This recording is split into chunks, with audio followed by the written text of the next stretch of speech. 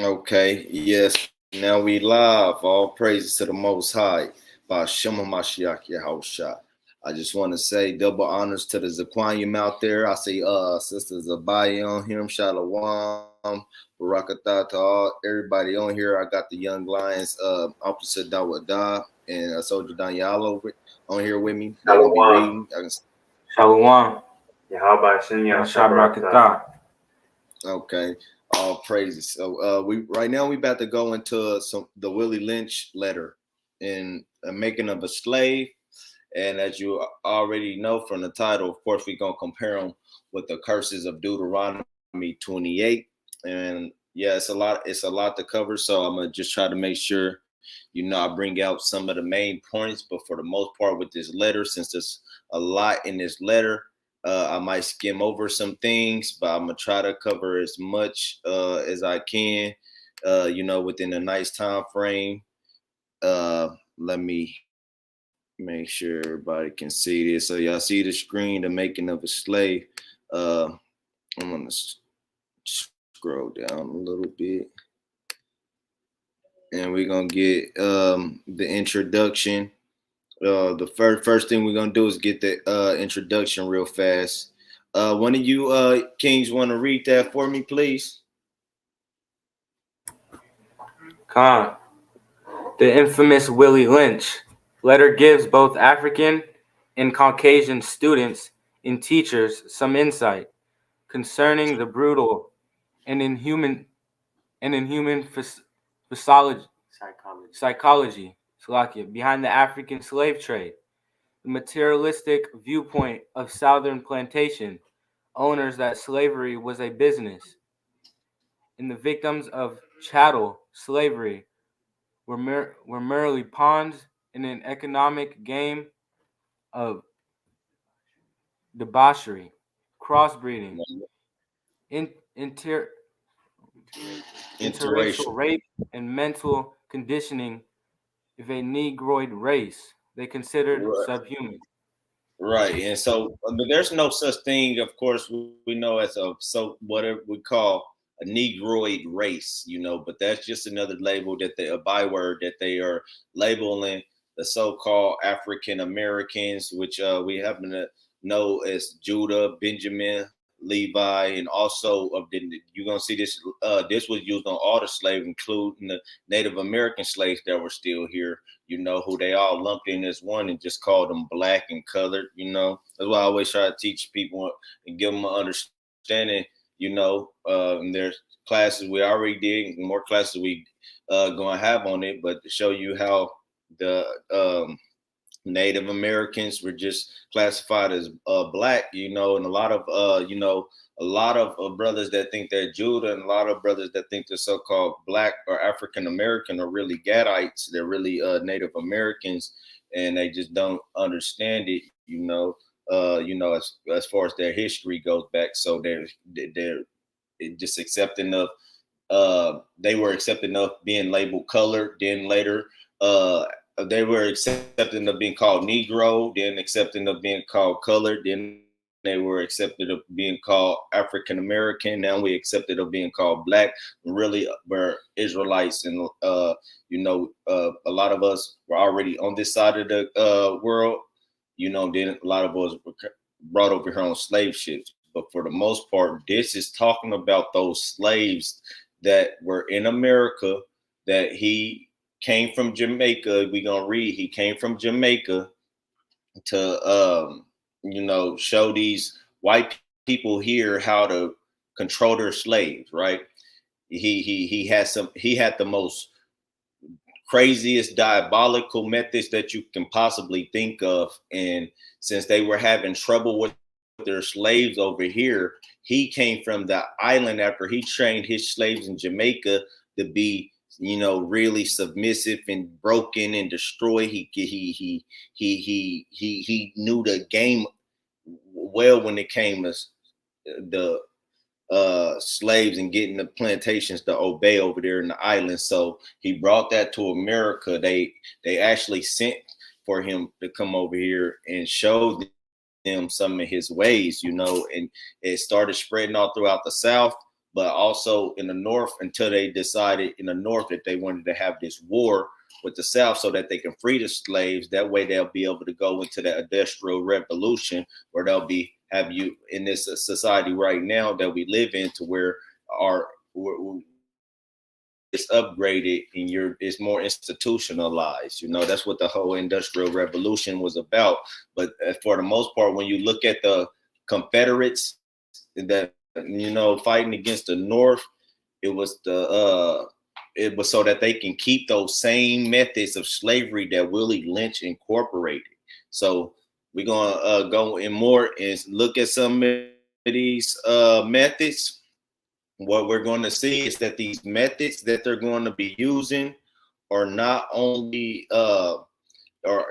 used to control the slaves back then, but that a lot of those methods they're still using to this very day. And then we're going to go and make sure we line it all up with the Bible so we understand this is Bible prophecy. This is what the Most High told us it was going to be. And it happened, almost step by step. It's damn near like they took like Willie Lynch read the Bible and said, "Man, you know what? I'm a be a curse to these niggas. I'm a take everything God said that all these cruel things that He said will happen to these baby people. I'm gonna make sure they happen." It's like He wanted to be a curse, because when we start reading some of these curses, you're gonna see it's just crazy, and it just lines up so perfectly. So I'm gonna go down more, and we're gonna read more of his. But it's a lot before you actually get into his teachings. They go over some of the things that Frederick Douglass and other people said in this little thing. So y'all can go back and read all of that. But me, I'm gonna just get to the main point. Anybody can download the Willie Lynch PDF. Or I might just leave the PDF down in this YouTube YouTube description so people can click on it. Okay, let's start right here because it's something important to hear in this one, in this introduction right here. Yeah. Okay, yeah, let's start. Read right here. Yeah.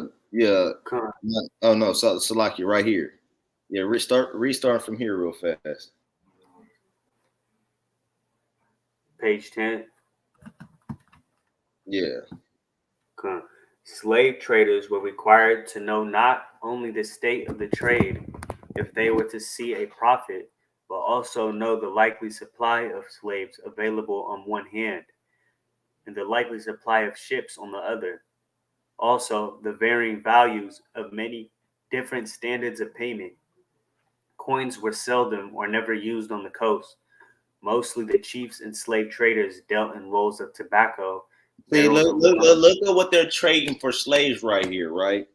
I wanted to start from right here because when you go into this, and we about to get it out the book of Joel, but can somebody grab that book of Joel while we reading this? But this is about to go into showing how they was trading us, because it wasn't always for coins and money like people would think. They were just selling slaves for money, but they were selling our people for items. That was the main way of trade, is for item for item in a lot of countries. But let's finish reading that.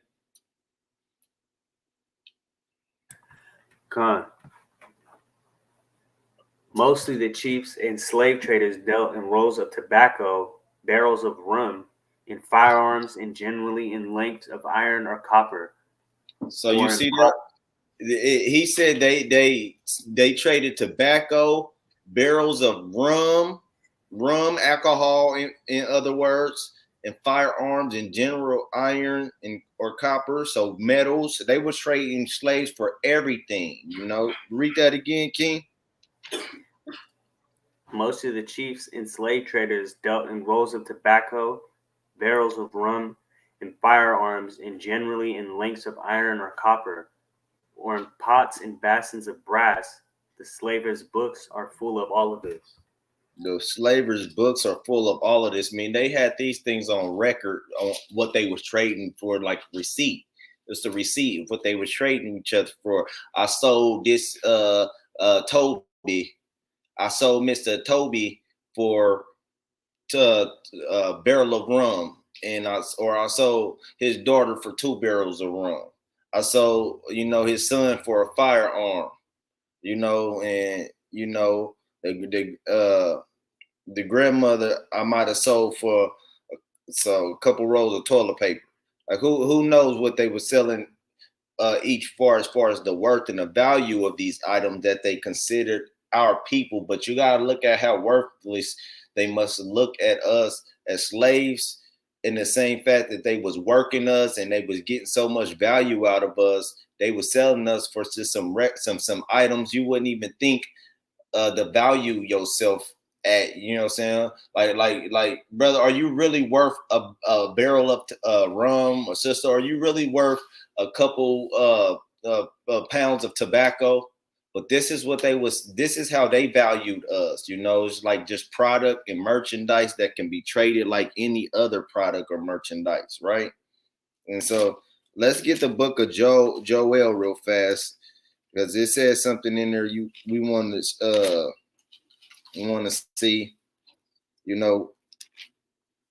go into the Bible and show where they actually prophesied about this whole scenario. And understand,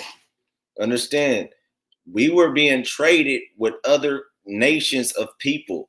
So it wasn't just white people trading us with other white people. It was white people trading us with Arabs, Chinese men, what they call them, Africans, who we think we are, when really a whole different race of people, a whole different races of black people that were selling the Hebrews, for these different items with the white man. The white man was trading us all over the world. We were a big commodity worldwide, not just here in America. So let's get Joel chapter 3, and let's start from verse 3. Con. It's the book of Joel, chapter 3, verse 3. And they have cast lots for my people, and have given a boy for an harlot, and sold a girl for wine, that they may drink. For what? A girl for wine, that they might drink. So they were selling us for liquor, rum, wine, barrel, tobacco, firearms, all these things. They were trading our boys and our daughters just to breed. That's what he said for a harlot. You turn them into a whore because you make them breed with hella women with no responsibility or no, not to be the husband. Any type of sex that you're having outside of marriage and becoming somebody's husband or wife is what we call whoredom, fornication. So they made our men and our women whores or harlots or whoremongers, because they would be breeding with each other. So that's what he means in the scripture where it says they have given a boy for a harlot. So I just wanted to bring that out to show you that, they got right into it, showing you, curses or prophecies that they will fulfill with our people. But we want to go down some more. Let's read this part right here, page 11. Page 11. Regardless of the economic prosperity enjoyed during the African slave trade, they enjoyed prosperity while we was in slavery. So it's just like, that's one thing we got to really pay attention to, because our people want to sympathize and empathize and try to have heathens be a part of this, and they don't have real remorse for what they did, even though they enjoyed all the economic prosperity they was getting while they was whooping and beating our backs in, just like they descendants do today. They are enjoying it, and then they don't look and feel for it because it was never a burden to them, right? So read on. enjoyed during the African slave trade and the tedious burden placed on the placed on the backs of African people, And I most like will I like to say tedious. Another word for tedious is crafty, real divisive, crafty, tedious. They put tedious burdens on us just like they do today. We said on the backs of African people, and it's not talking about real like the African people as a whole. It's talking particularly about the Hebrews that came from Africa, right? But no other people were sold. And that's one thing anybody watching out there, I want y'all to understand and look at this from the perspective that you are not a so-called African. You are the Hebrews that dwelled in Africa, that were brought out, that were taken from Africa. Yeah, it's as the name of that continent, but there's no race of people called African. And if we could remain thinking that we're African, or we focus, we don't really focus on that word without learning where the true origins, that it came from Leo Scipio Africanus, just to name that landmass as a whole, and nobody ever referred to their racial group as the Africans over there, then we'll be better off, because we'll start to understand why there are so many tribes over there and why they call themselves certain things and not just a blanket statement called Africans, right? We got to be careful with that word as we read throughout here, because even back then in slavery, they didn't call us African. You know, even in Willie Lynch time, he didn't call us African. You're not going to see the word African as we read his actual words. This is somebody named Kashif Malik Hassan El. As you can read, it even tells you what year he wrote this. So this is not the actual Willie Lynch letter yet. This is just like a little dialogue that he has before we get into it. So this is February 1999.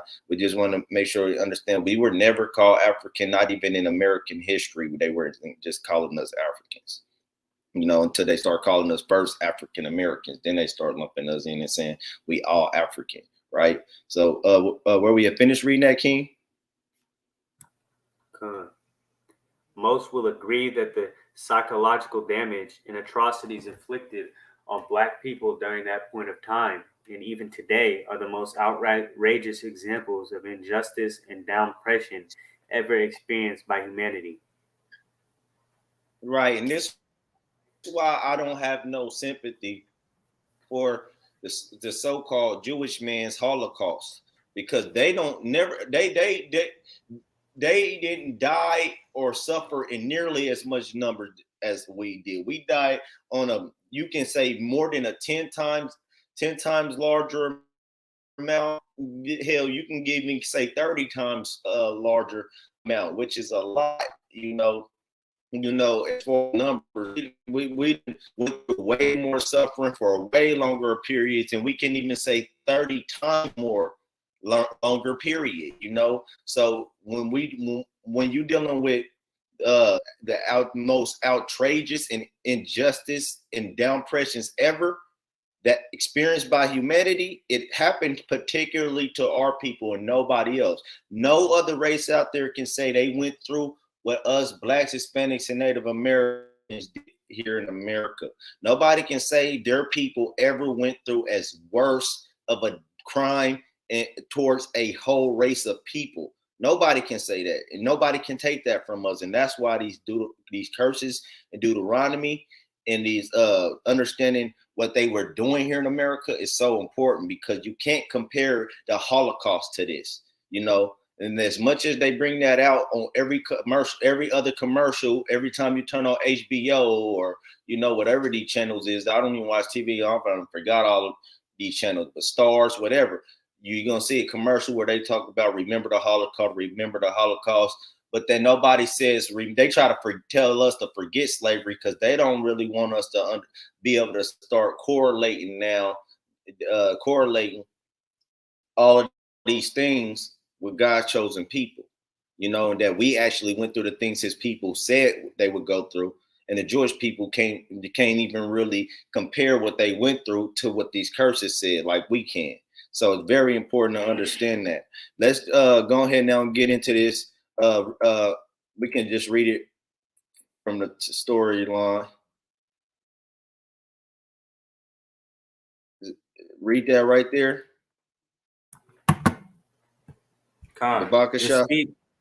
The speech was delivered by a white slave owner, William Lynch, on the bank of the James River in 1712. Because I just want to make sure people understand this was a real letter. And this is where he came over and really taught these people. And this is the code that they operate to, a lot of it to this very day. And I just want to make sure people understand there are people out here that trying to make this seem like it was just a mystical fantasy story, a fairy tale and fiction. And like, it can be doubted or, just it's not a real letter. This is a real letter. This is a real letter. I wouldn't even say it was a letter. It's something that became a law that they were using to actually develop submissive slaves back then. So this is William Lynch Untold Story 1712. That's when he wrote this. Let's start from right there.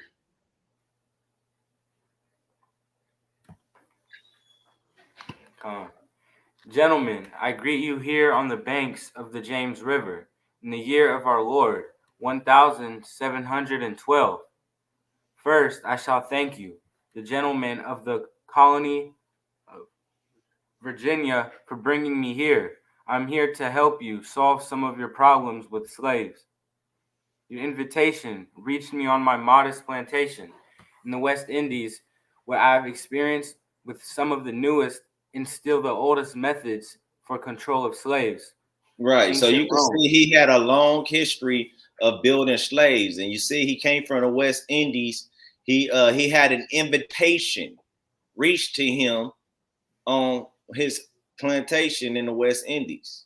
Notice he said his modest plantation. That means his plantation, he had slaves that were in order, right? He had slaves that he considers they're in well order, and and he had experimented on these slaves, with some of the newest and oldest methods for control. Now, notice this is all about slave control of slaves. This is the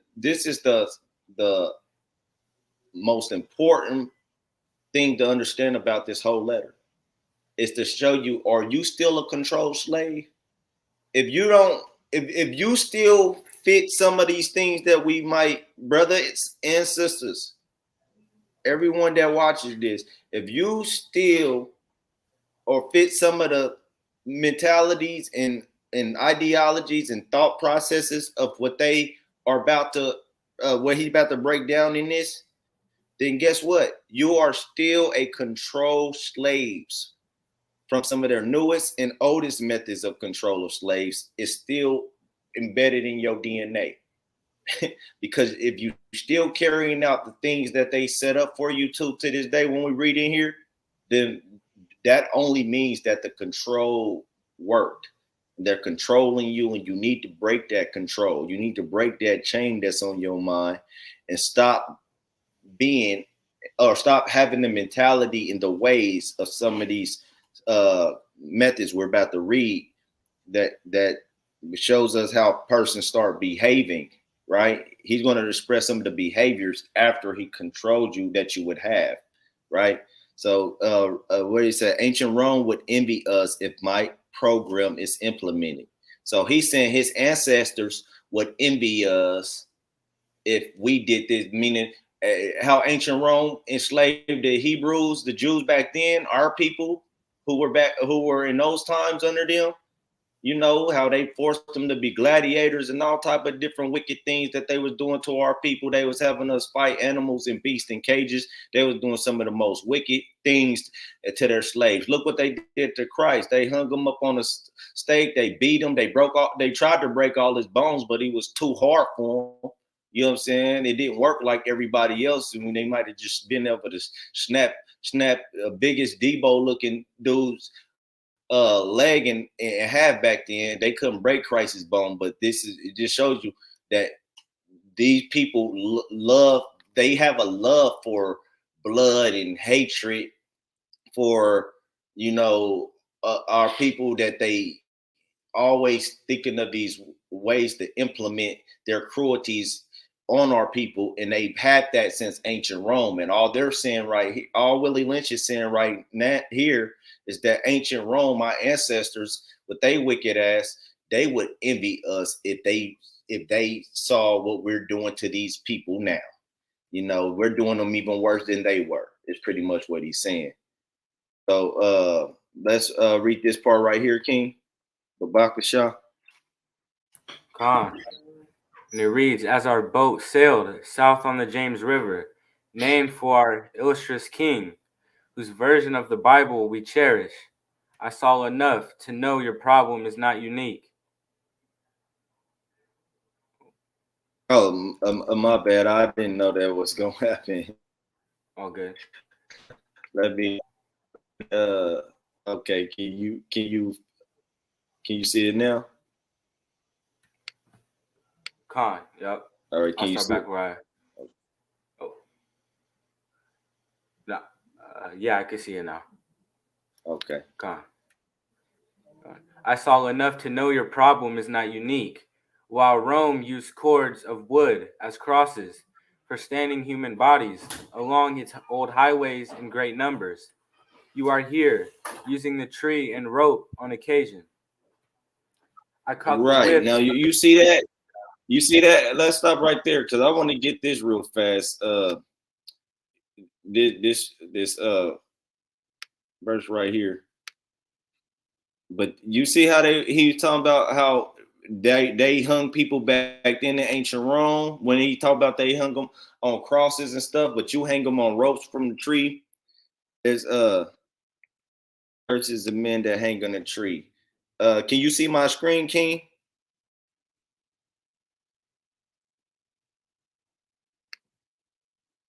God, Can you see it?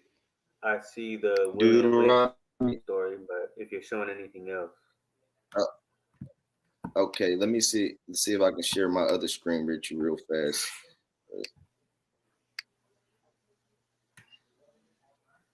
Okay, let me see if I can share this other screen.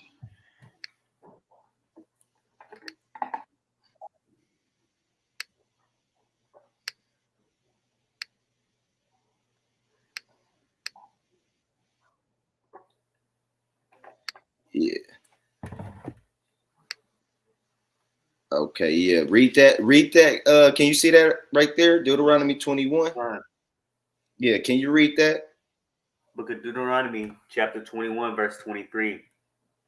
His body shall not remain all night upon the tree, but Right. thou So one shalt. thing I'm gonna say is we as the nation of Israel, when a heathen or anybody did something that was wicked and punishable by death, we would have something where we would hang them in a tree too, but there was a law against it. See, our people have morality.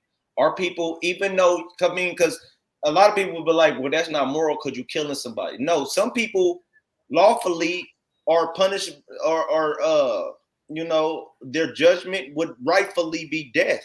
And one of the ways that you would put them to death is by hanging them. It's just like this. If a person committed adultery, right? They were supposed to be put to death. They should surely be put to death. If a person that was homosexual, they were supposed to be put to death. Now, how do you put them to death?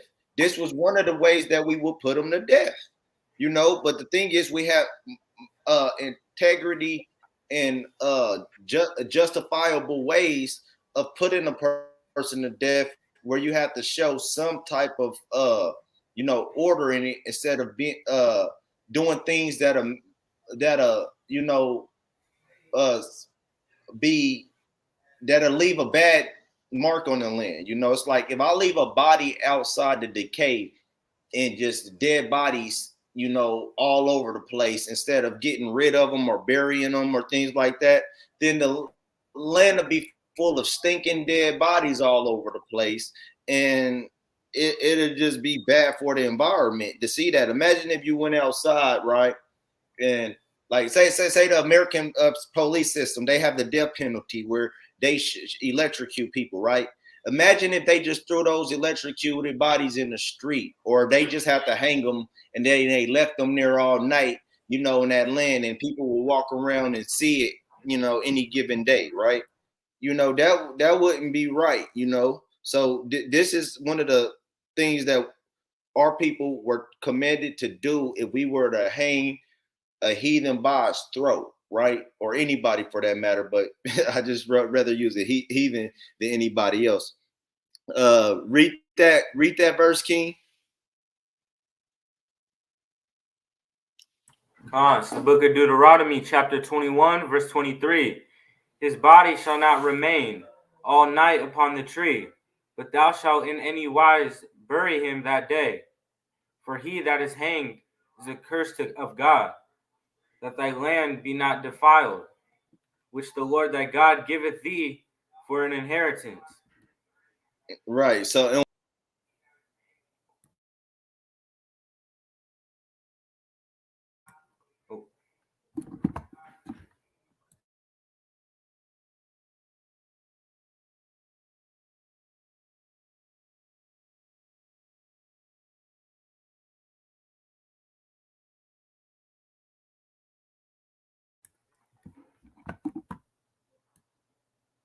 I believe Captain got disconnected, so we're just gonna give him a sec to try to join back in. Salakia, my bad. I clicked on the wrong screen. All good. Glad you're back. Salakia, all praise. Yeah. So pretty much, it showed that cursed is he that hanged on the tree, but he said that thy land be not defiled. Your land can be defiled if dead bodies are all over the place.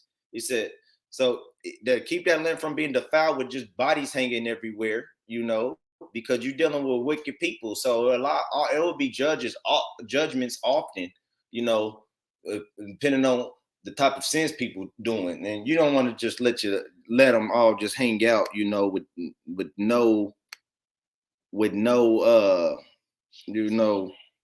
hold on, give me a second. I'm trying to pull this up real fast. Share the screen. Okay, there we go. Share the screen again. Now I want to read another verse real fast. Let's get the book of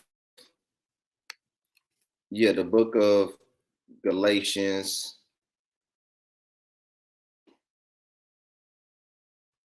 Oh, no, not Galatians. I want the one where on the tree.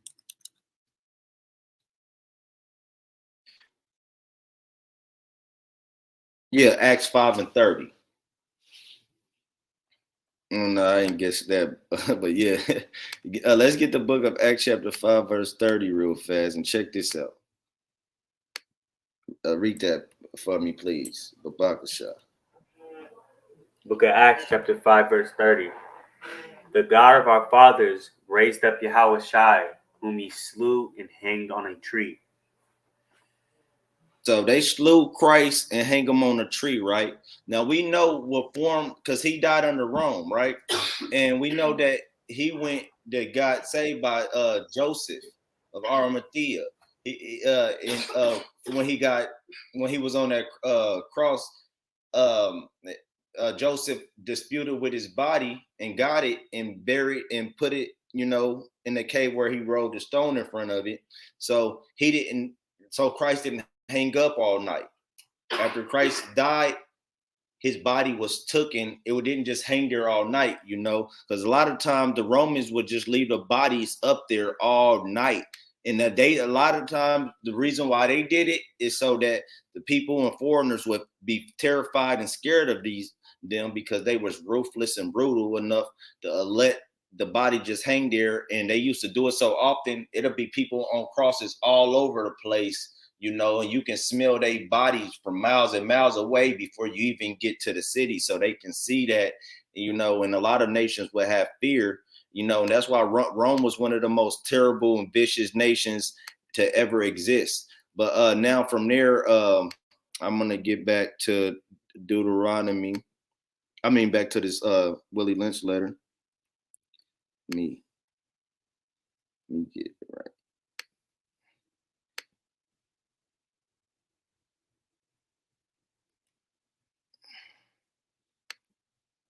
Get back to this Willie Lynch letter.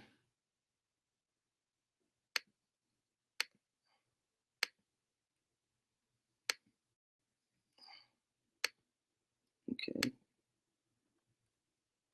And finish reading. Yeah, finish reading right there from I Saw Enough.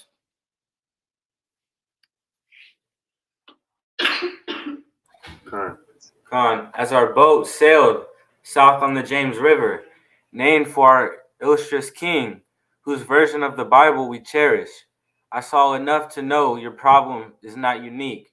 While Rome used cords of wood as crosses for standing human bodies along its old highways in great numbers, you are here using the tree and rope on occasion.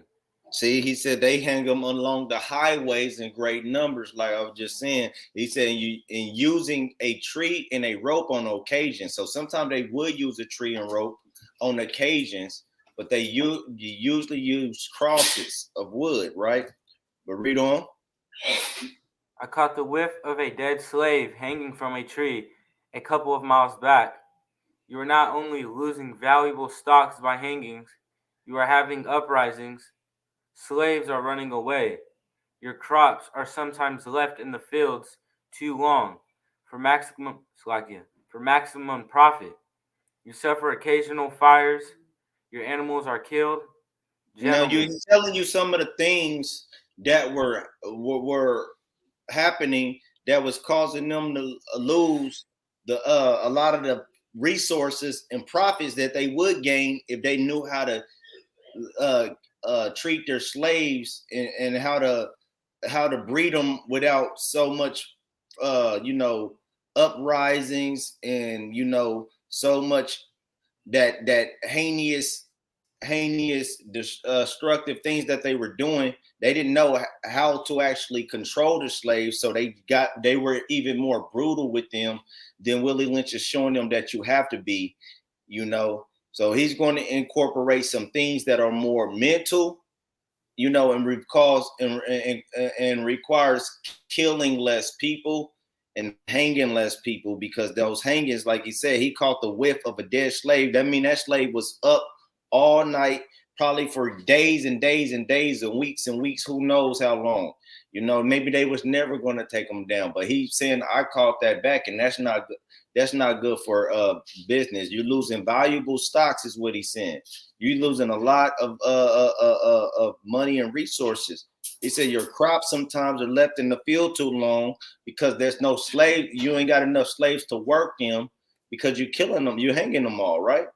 He's saying you suffer occasional fires because next thing you know, the slaves go crazy and a revolt happens, and next thing you know, something's catching on fire. A whole plantation might be catching on fire, and then kill your animals or whatever's happening. He's just letting you know what's going on. Especially if you got a lot of slaves and they start having problems when you have to kill a lot of them. They can't keep them animals alive and keep them animals next part of that, King. Khan, gentlemen, you know what problems are. I do not need to elaborate.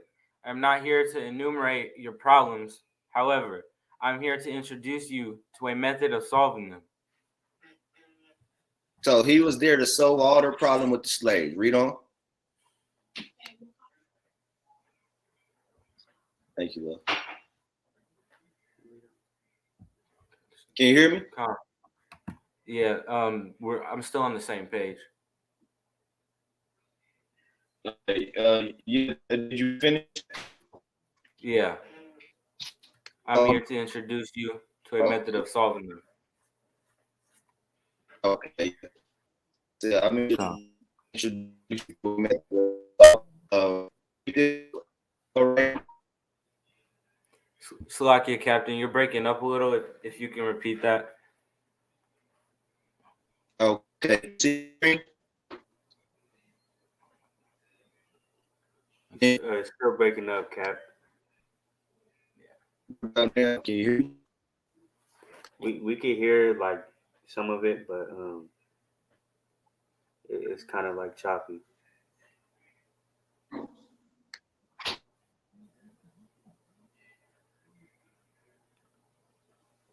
Con, if you can hear us, we can't hear you as of right now.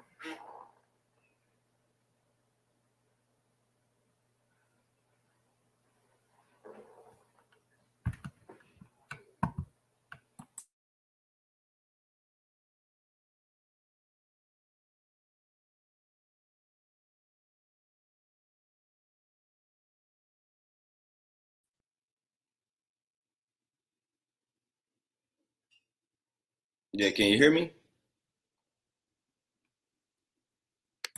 Con, we can hear you now.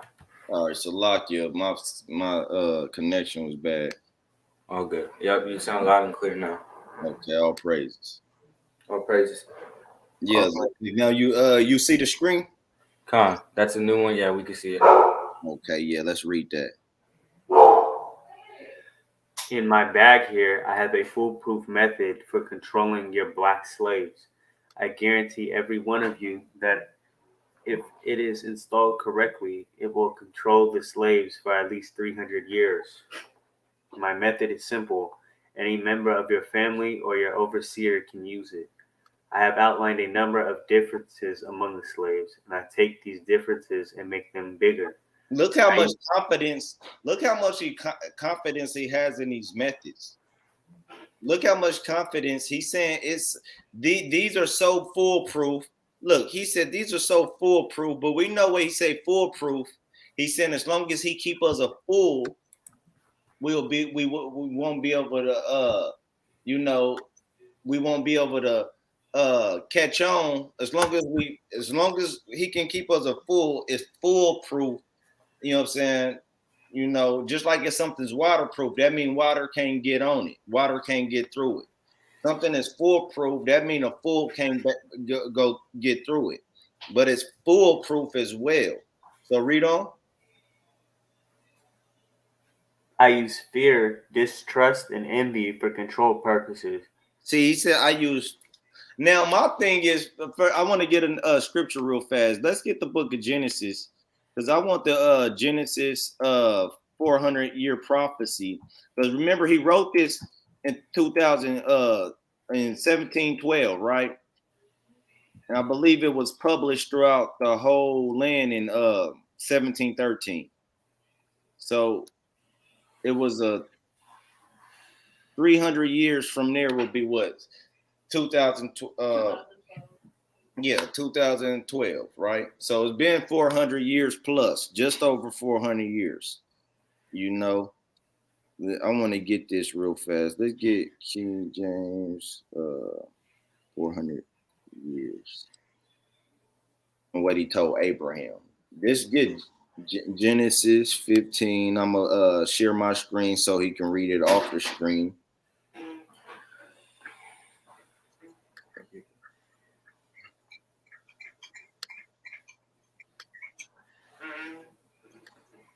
Yeah, just bear with me. Gotta go to another screen.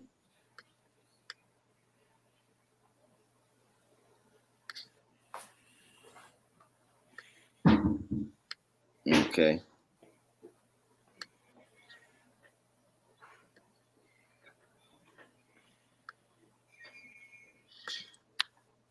All right, now check this out. Yeah, go ahead and read this verse right here. Con. Book of Genesis, chapter 15, verse 13. And he said unto Abram, know of a surety that thy seed shall be a stranger in a land that is not theirs, and shall serve them, and they shall afflict them 400 years. Right.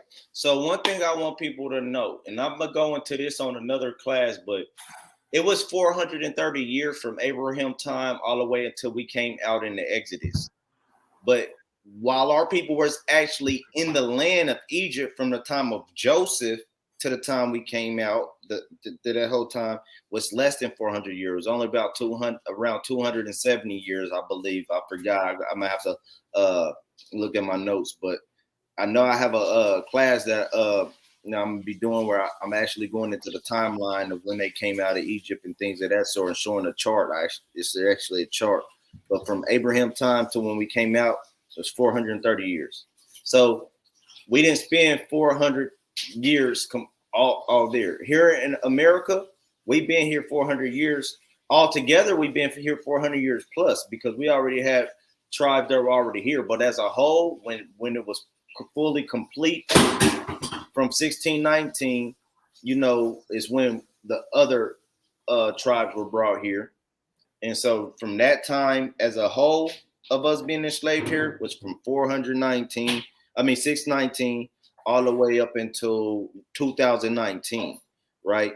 But it had been 100 years since we had started slavery here when Willie Lynch wrote this letter, because 1712, 1619, that's almost 100 years. So this is a prophecy that has been fulfilled here. That's why our people are waking up all over the place, and we've been doing it for some time. We're starting to break the shackles on our mind, because that 300 year, he said, he calculated it pretty accurately. He said 300 years after they incorporate these methods, we might still be shackled down. But you see, he even believed that it's possible for that they might even be able to exceed 300 years, and we're going. So I want you to read that again from the top right here in my bag here. In my bag here, I have a foolproof method for controlling your black slaves. I guarantee every one of you that if it is installed correctly, it will control the slaves for at least 300 years. For at least 300 years. So he believed that just for at least 300 years. It might be 1,000, it might be 2,000, but I know for at least 300 years is what he's saying, that we'll be able to keep these people in prison in our system, right? Read on. My method is simple. Any member of your family or your overseer can use it. The confidence, the audacity. Look at this bastard. He's saying my method is simple. A 2-year-old if a 2-year-old might be able to rule over them if we do it this way. We can have overseers, anybody do it. Read on. I have outlined a number of differences among the slaves, and I take these differences and make them bigger. I use fear, distrust, and envy for control take purposes. These differences and make them bigger.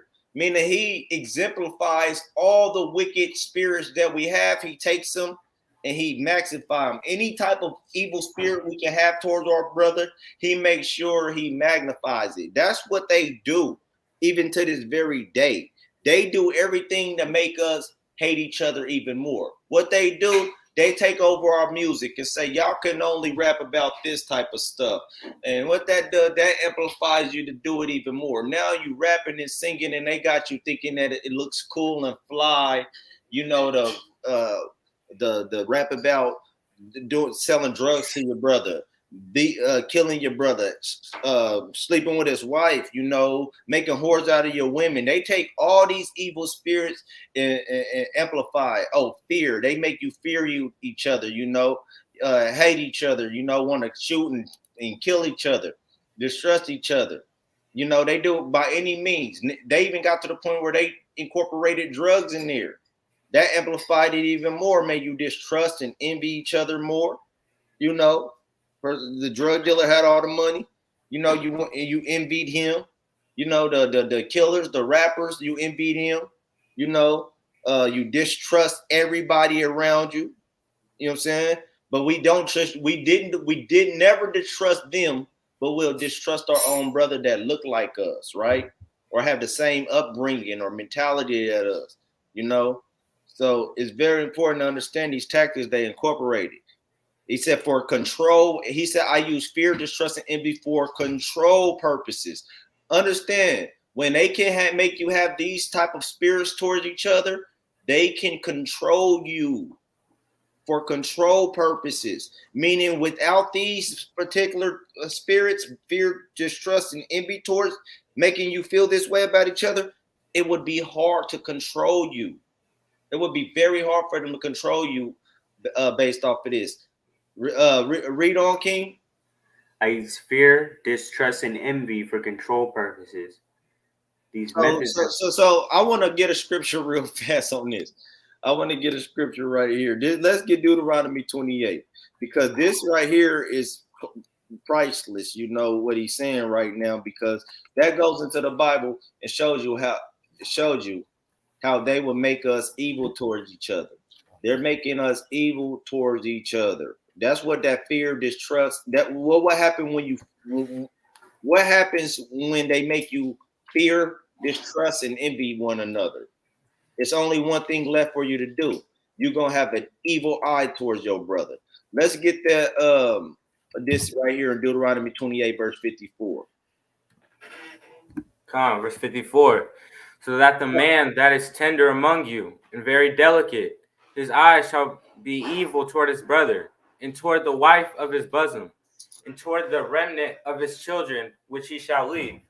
And so you see that the man that is normally will be a tender love. Ain't nobody more tender loving than a Hebrew man and a Hebrew woman. Ain't nobody more tender and have a more pure, honest type of love when they love somebody. That's why these heathens take advantage of us, because they've been able to manipulate us to where we give them our tender love and care, but they had caused us to make us believe that we should fear, distrust, and have envy towards one another. He says so that the man that would normally be tender towards his brother, ready to go to war for his brothers, ready to kill for his brother, ready to make sure he can feed his brother, clothe his brother, make sure that he know how to take care of his wife and his children, and love them. His eyes are going to be in slavery by incorporating Willie Lynch into him. It will break up how he feels about his people in general, meaning his women, his children, and even his own brothers, even his own parents. He won't have no respect. He will have these feelings of distrust and envy and fear towards loving them, right? So read verse 56 now, because it ain't just dealing with the men. Willie Lynch do it different to both our men and our women. Verse 56. The tender and delicate woman among you, which would not adventure to set the sole of her foot upon the ground. But hold on. But they took her and forced her to pick cotton. They beat her and raped her and treated her like an animal. But in her natural state, she was the most tender and delicate thing you can possibly think of. She had a spirit that was so humble and righteous, at first, at least towards her husband. Now her eyes are going to be evil towards him and towards her sisters, towards everybody around her. Our women can't even stand each other now. And so they incorporate this in slavery. My thing is, this is something they made us do back then. Do you still have that spirit on you now? Do you still have that spirit on you now? Because if you still have that spirit on you now, that means Willie Lynch is still lynching without the rope. That means he's still lynching. It's the spirit of Willie Lynch on you. It's not, you don't got to have a physical rope. There's a spirit behind those ropes. It's a spirit behind those yokes. So read that one more time, King. Babakasha. The tender and delicate woman among you, which would not adventure to set the sole of her foot upon the ground for delicateness and tenderness. Her eyes shall be evil toward the husband of her bosom, and toward her son, and toward her daughter. And that's why she hate her kids. That's why she even willing to go against her husband and do more to break up the family structure, because she has been taught to be submissive to them rather than to her own man. And she don't care if it ruins her kids' lives and their relationship with their father. She don't care if it ruins, the family unit as a whole, you know, she just she has an evil eye towards her husband, just like he has towards her, you know. So they put our men and our women against each other, and they use many different devices to do that, to get you to hate each other and still love them and get benefits from them, you know. So I want to read get back to this PowerPoint and read the next part. Check this out.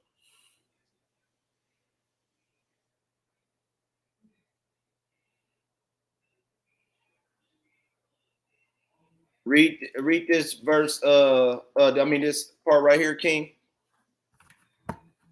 Good. On the top of my list is age, but it is there only because it starts with an A. So he's talking about the methods that he used to divide our people one against another, right? He's talking about the devices that he used to cause our people to hate each other and to cause fear, envy, and distrust amongst each other. He used these methods. This is what he had showed up. These is what they taught us to envy, have fear, and distrust in each other about. All of these different categories, we have those three spirits in, right? Read the first one. He said age, but not because it starts with an A. I want to read a verse right here. I want to read a verse right here and show you what they did. Oh, snap. I want to read this verse right here. Start from verse Deuteronomy chapter 28, verse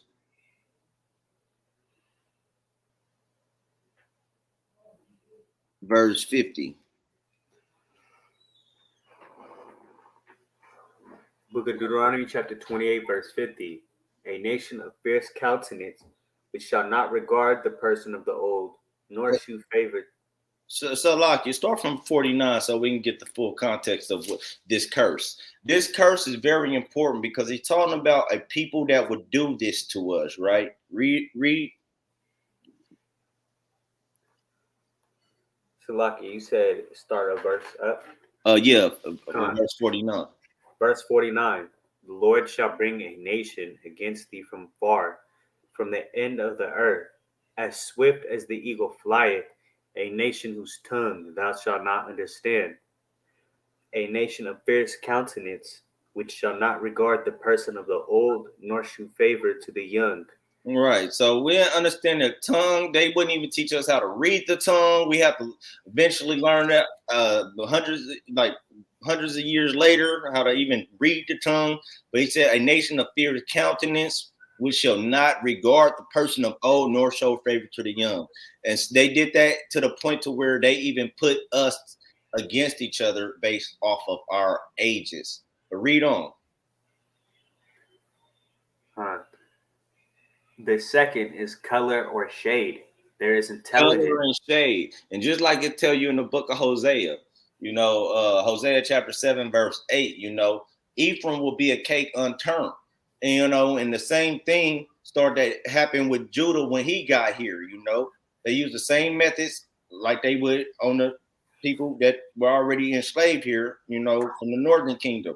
They start mixing and sowing tares amongst them. And that's, you know, a lot, the shade starts getting even lighter, more prevalent. It's more prevalent to find more lighter Israelites, but they'll use that different shade against you. And even if you were not mixed and you had different tones, they'll make you think that based off of those different tones, one is closer to whiteness than the other. So that will make you have some type of resentment if you were lighter towards those that black. And in turn, since you're, you know, based off of how you treat them, those darker skin will have more resentment more towards you and feel like you're choosing the enemy side. So now y'all clashing over a mentality that they're literally forcefully trying to put on you, and because they know that you're still the same people, no matter how dark or light your skin is, no matter how dark or light your hair is, no matter how dark or light your eyes is, they know that you are still the same seed, but y'all gonna think y'all have some type of differences based off of the shade of it, right? Read on. There is intelligence. There is intelligence. Now, this is important because they used to set taskmasters of our people over us. When you read Exodus chapter 1, it tells you that it took some of our people and made them taskmasters over us. And those taskmasters, just like the house Negro was a taskmaster over the field Negroes, those taskmasters felt more intelligence and preeminence over those slaves. And so now y'all at odds against each other. And one of them is envious because they, I mean, well, they both have some degree of envy towards each other. And like I said, all of these things are divisive, right? Let's read the next part. Size Based off of your height, just like even now we got issues with we might have issues with brothers. They even developed a short man complex, to where he feel like he has to prove himself more because he might be smaller, because they try to make him feel less of a man, and that if you taller, then that means you more or less of a man. When it told you in the book of Deuteronomy and Numbers and throughout the Bible, we was taking down giants. So it's not about the size, just because you shorter or taller than somebody, David took out Goliath and he was much smaller. So your size don't make you a man. And a lot of the times, you will have issue. And I ain't even just talking about, that shorter, tall, even fat or skinny. You know what I'm saying? We have fat women versus skinny women, hate each other, talk crap about each other. You know what I'm saying? Same thing with a lot of the men. Then he says size. Sex. Sex, meaning male versus female. Now they even now they're even worse with it because they start putting in all type of letters. BGLTQP and all of these different letters, they put them together and say now you have even more, even though there's only two genders according to reality, God, and science. They made so many other sexualities for us to have to argue over and be at odds against each other over, and manipulated our minds to believe that we should be even having this argument to begin with. It's crazy. You see how even it only upgrades all of these things, that they only upgraded these ways for us to hate each other now. Back then, they use the same methods, but it's not on the scale as it is now, even though it seemed like it would have been worse back then because it was what we call chattel slavery, right? Read that next part. size plantations. Now, I like that to say size plantations because these are like your type of job you got. You know what I'm saying? Because you work for a better company. You know what I'm saying? You know what I'm saying? A lot of us is doing this, still having that envy, distrust, and fear and hatred towards each other based off of, thinking that we might be better than somebody and that, we at odds against them because we have a better career or a better job, better field, better office, better, career, whatever it is. But he says he made us at odds against each other based off size plantations. Read on. Status on plantation. I mean, even the status, what type of position you play at that job. Don't that sound like today? This is not just something that was back then. That's why I say, if you still like this, if your mind is still like that, then you might still be a slave. I ain't gonna say you might, you still are a slave. You got to get that out your mind. It ain't no might to it. You are a slave. If your mentality sets you at odds against your brother or make you feel pride or preeminence over your brother because of that. If you can't love your brothers, knowing that we've been through hell and been subjugated to these people that incorporated all these things, and you don't have enough sympathy to humble yourself and look at that brother as the same, as the same victim that you are, but you just might have it a little better or a lot better.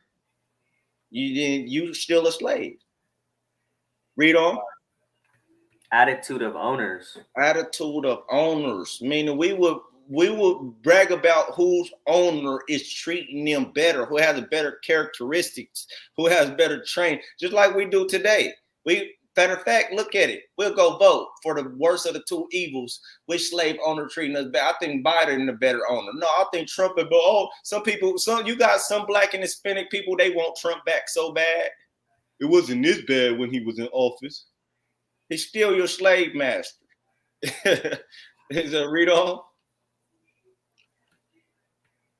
Whether the slaves live in the valley, on the Now hill. they worried about where they live. Oh, this hood, that hood. Well, I'm from East Side Inglewood. I'm from you know what I'm saying, South Side Detroit. Oh, I'm from the Bronx. I'm from this borough. I'm from Brooklyn. I'm from Harlem. Oh, man, I'm from Third Ward, Louisiana. I'm from Kansas City, Missouri, 3900 Trey Block. All of this nonsense, you know what I'm saying? They got us at all knowing them. You the slave there. You the slave that live in this place. You got slaves that live in the valley, in Valley Joe, you know, whatever. Repping it. You repping the place that you're a slave on. You're representing it. That's why it tells you in the book of Acts, I believe, that Jerusalem above is what verse is that? The Jerusalem above is free, which is the mother of us all. I believe that's Galatians 4:26. But Jerusalem is freedom. Understanding we from Jerusalem is true freedom, because it'll help you take these places y'all repping have a shackle on your mind. Jerusalem is really, once you understand that where you really from, you start to say the hell with this hood, that hood, this gang and that gang. You start to realize, damn, I need to get my people back together. We need to go back to where we really from. This is not nowhere in Babylon is a good place for you to be repping. It's not a good place for you to be repping. You know what I'm saying? So, where we at? He said slaves in the valley. Read on from there. On the hill, east, west, north, south. Every direction. All over. Whether you in the California, Texas, Utah, the Virginia, Baltimore. Read on. Have fine hair. Because some of our people might have slicker hair, some of our people might have woollier hair. And now they'll use that as a method to be at odds against each other.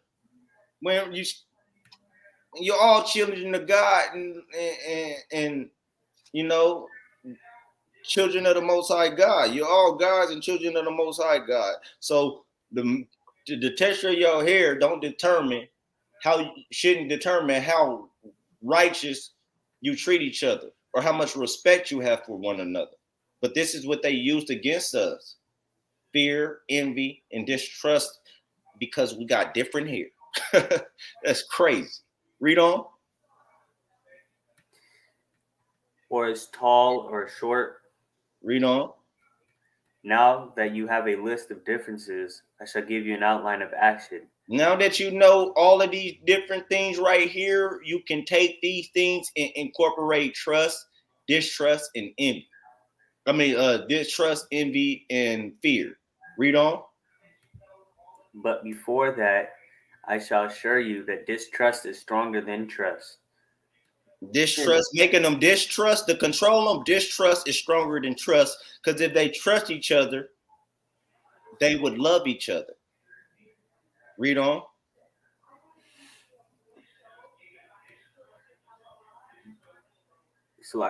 And envy is stronger than adulation. And jealousy is stronger than wanting to give to each other. Admiration. You know, envy is stronger than admiration.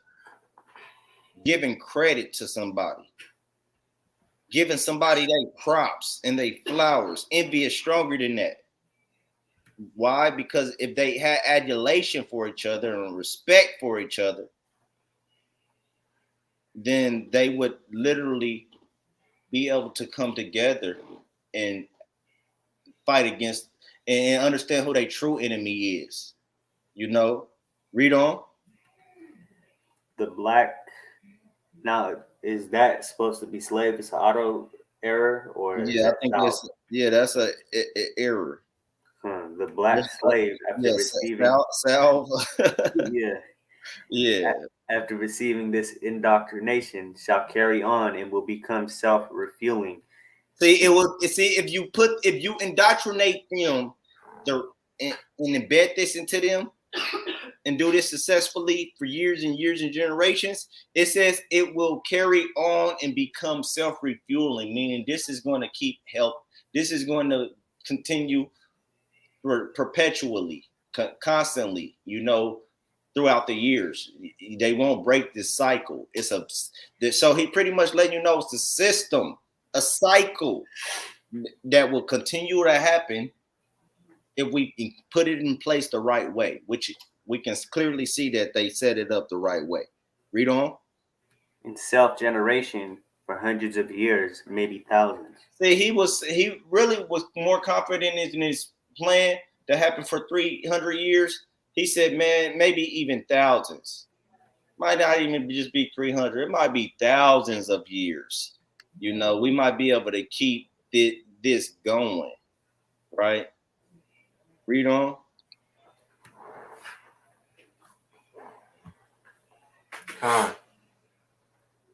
Don't forget, you must pitch the old black male versus the young black male. So And the young black male. you gotta put the older against the younger. That's why I tell you they don't regard the old or the young. They don't have respect for the older or the younger. Read on. And the young black male against the old black male. See, they put them both to where the young don't respect the old and the old don't respect the young. Now ask yourself, do you show disrespect for your elders, or do you show disrespect for the youth? I'm gonna tell you this is common, and a lot of our people don't understand that they are against each other because what? If you're a bad influence on the young, right?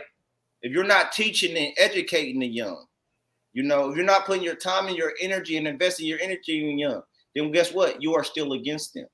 If you don't know how to respect your elders, you don't know how to talk to your elders, if you don't know how to bow your head and get up out your seat for your elders, if you don't know how to show respect for your elders, you are still against your elders. If you don't know how to humble your voice when you talk to your elders, you're still against your elders. If you always talking over and combative with your elders, you are still pitched against your elders, your older black male, younger black male. And we don't say black, Hispanic, and Native American males, because that's who he's talking about. All of these people were considered black, colored, or Indian at that time, right? Read on. You must use the dark-skinned slaves versus the light-skinned slaves. You got to use skin color versus each other, man. You got to use the skin color versus each other. You got to use team dark skin versus team light skin. You got to do that. Now, who say that? You actually know in no other race, and almost every race, especially melanated races have darker and lighter skin tribes, and even amongst each tribe, they might have darker and lighter. Nobody just set in stone one complexion. So we're the only race of people where we actually have a certain skin color towards other skin colors, not to say they don't have societies that practice white supremacy as far as now, but it's usually the main reason why they do it is because they know it's a lot of our people in those countries, and they want to keep them in the dark skin versus light skin, not just here in America, but all throughout the world, including whether it's India, China, but they use the dark skin versus light skin versus dark skin, meaning you're not just making the dark skin slaves hate the light skin slave, but they're making the dark skin slaves hate the light skin slaves, and they're making the light skin slaves hate the dark skin slaves. They're doing it purposely to keep you divided. Read on. Versus the dark-skinned slaves, you must use the female versus the male, and the male versus the female. And so we got these gender wars, you know what I'm saying? Black men and black women haven't hated each other this much in ever, never, ever. But have we hated each other more than these days? And we come up with so many different American ideologies and and culturistic mentalities of America to where we are at odds against each other, you know, and we use a lot of these control methods that they have used on us to continue to perpetuate the hatred we have against the men and women of our own race, to where we have more respect for their men and women. We look up to their men and women. We try to look like their men and women, or want our women to look like their men or women, or our men to look like their men and women. You know, so it's very important to understand. This is Deuteronomy, where we just read in 54 and verse 56. You know that how they put the man should hate the woman and his children, and the woman should hate her man and the children. And you hate the children because they're men and women. They're men and women too. You know, they're boys and girls. You know, of your race too. So you hate them just like you hate yourself.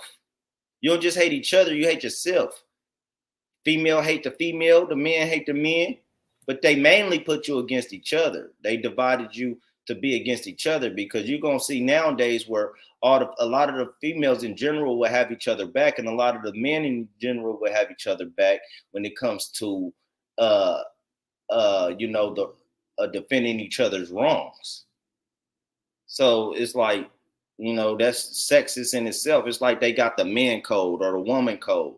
You know what I'm saying? Men and women have a code now where they keep certain things to each other. It's just wicked. You know what I'm saying? So read on. You must also. You must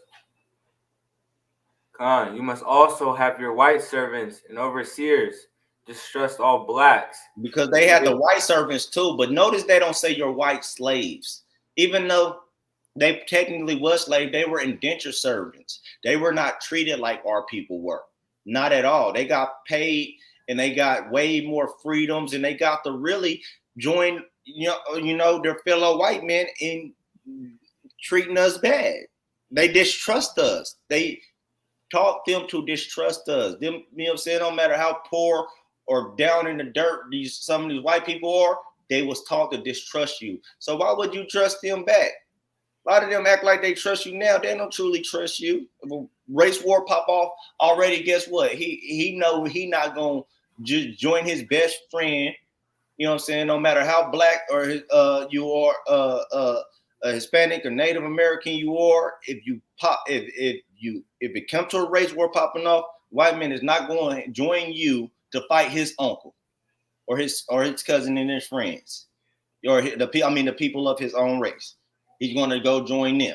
He already knows that. No matter if y'all been best friends since y'all kids, but the thing is, you won't. You would trust them. You would trust them, but they know not to distrust you. They think they better than you. Read on. God. But it is necessary your slaves trust and depend on us. But it's necessary that your slaves trust and depend on us, meaning the white folks. It was necessary that we actually distrust ourselves, but trusted and depended on them. Meaning we were so brainwashed, we didn't even want to be. We wanted to be.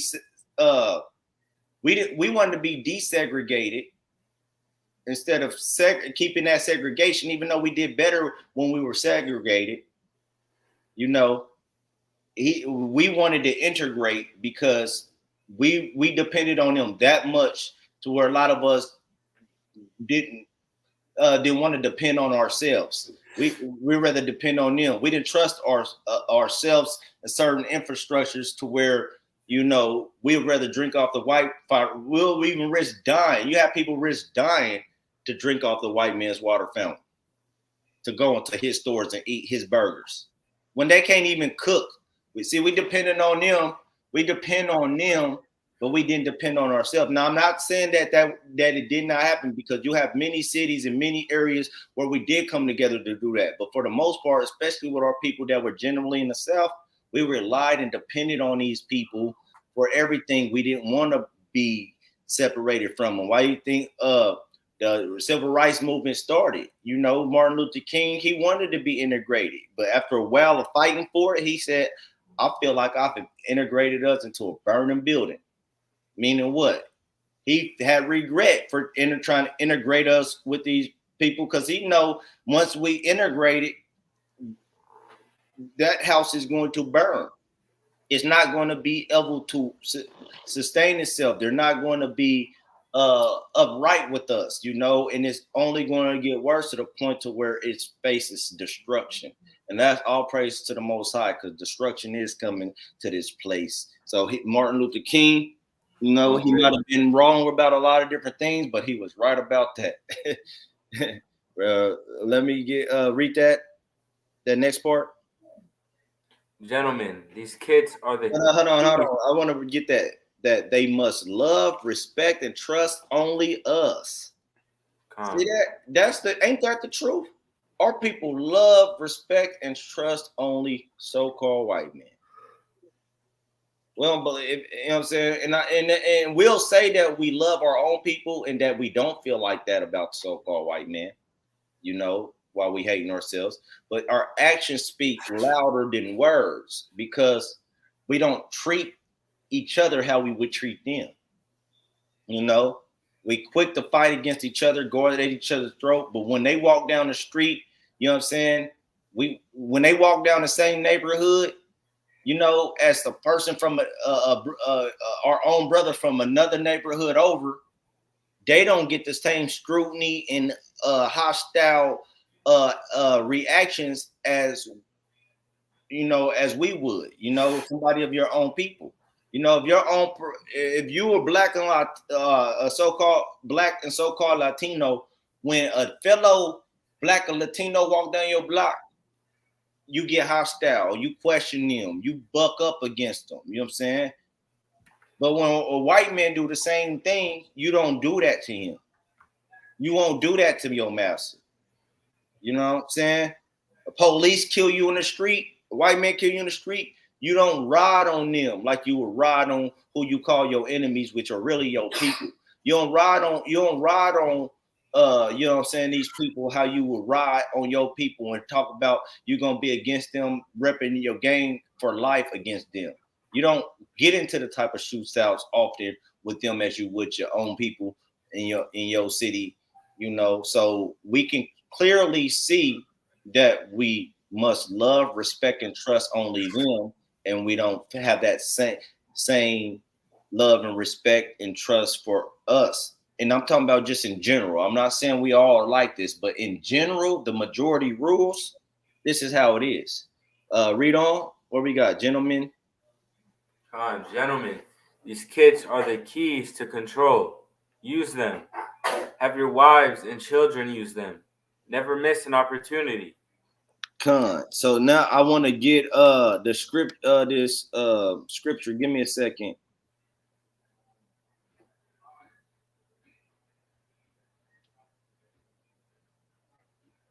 Okay. And I want you to read this, because this is our people. This is what we got to understand. Read this Isaiah chapter 30 verse 12. But Isaiah chapter 30 verse 12. Wherefore thus saith the Holy One of Israel, because ye despise this word. Because we hated God's laws, because we don't understand how to keep who we are and how to keep the commandments of God. This is what he said. This word in trust in oppression. We trust in what? Oppression. We trust in our oppressors. We trust only them, the so-called white man. We, you know what I'm saying? We trust our slave masters. We trust the next president. We trust the House of Representatives. We trust, you know, that they have or might eventually give us reparations. We actually try to go get it from them, thinking after all these years they finally gonna do it. We trust in it. It's bound to happen, right? So read on. Read that again. Because ye despise this word and trust in oppression. And perverseness. And stay therein. And you trust how you see these people perverted. They have perversion. He's literally showing you the perversion and corruption that he literally created and constructed to keep you in this systematic perverted system. You know, he said, and you stay there on, meaning you can't get out of it. You know, it's stuck on you. Let me get the verse. Let me get back to PowerPoint. I want you to read. Yeah, I want you to read the gentleman kit thing. Gentlemen, these kits are the keys to control. These are the keys. He's giving them the keys. But now, since we can read it, because we can read now, since we can all of a sudden read now, we have the keys to understand how they're controlling us. And if we can break these keys, if we can break these mentalities and these ways, then we will be able to come up out of that control. Read on. Use them. Use them. Have your wives and children use them. What did they have their wives and kids do? Use these methods. Their children, meaning their descendants, perpetually, right? My kids gonna teach their kids, and their kids gonna teach their kids, right? That's how it's gonna happen 300 years, maybe even thousands. Read on. Never miss an opportunity. What are these white people never doing?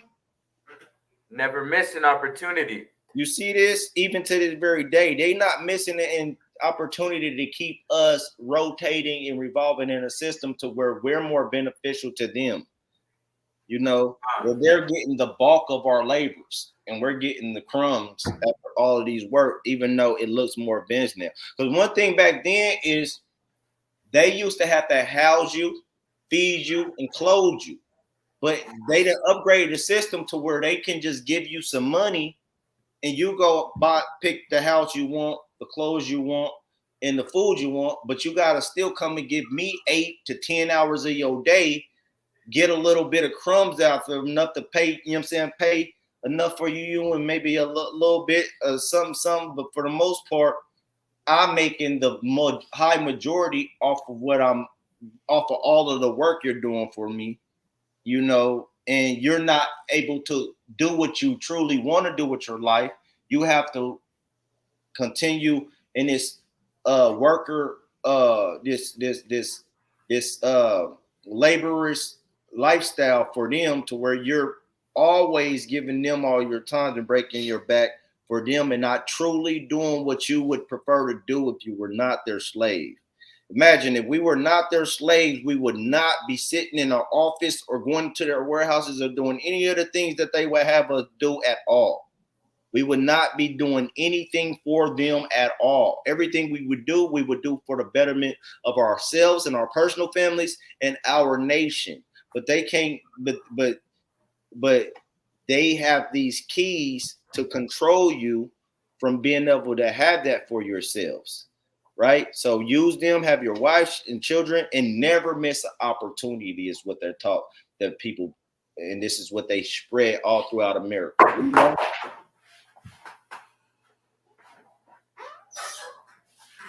Slakia. Say it again, Captain. I said read on from there. Babakisha. Never miss an opportunity if used intensively for 1 year. The slaves themselves will remain perpetually distrustful. Thank you, gentlemen. See, he's pretty much letting you know they didn't even have to do this for a long time with his methods. If they just did these methods for a year, it took them a year to be, to be able to keep us in this perpetual system of destroying ourselves. From there, read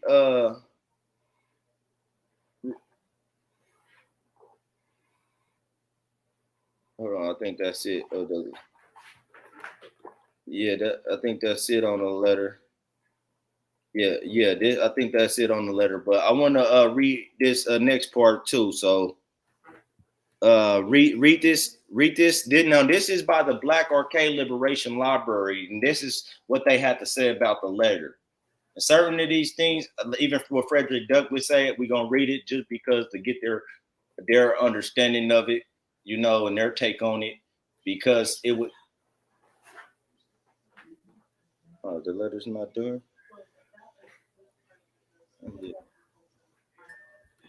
Okay, yeah. Well, yeah, it's not done, Salakia. But yeah, let's read that right here about a Black Arcade Liberation. I mean, yeah, the Liberation Library.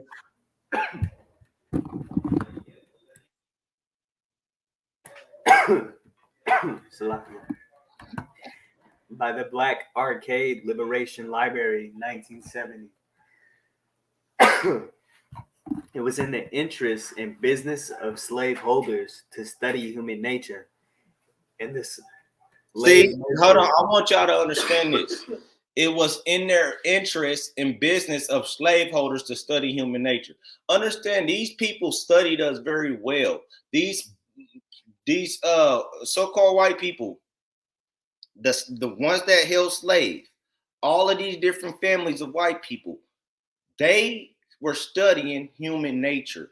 And the main way they were able to study human nature was by studying their slaves. So read on. In the slave nature in particular.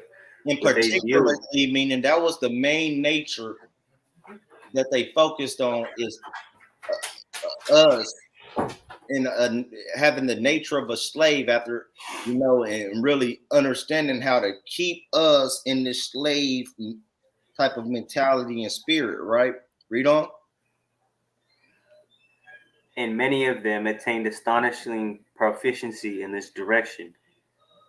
They had to deal not with earth, wood, and stone, but with men. Right. See, they didn't have to work, they didn't have to build anything, they didn't have to use wood or stone. As long as they knew how to control men, then they were good. They were good. Read on. And they, by every regard, they had known for their safety and prosperity, they had need to know the material on which they were to work. Right. So all they had to do is really know the material of the things that they was going to have the slaves doing, right? To some degree. Read on. Oh, now let's get this. This is Frederick Douglass. Let's see what he said.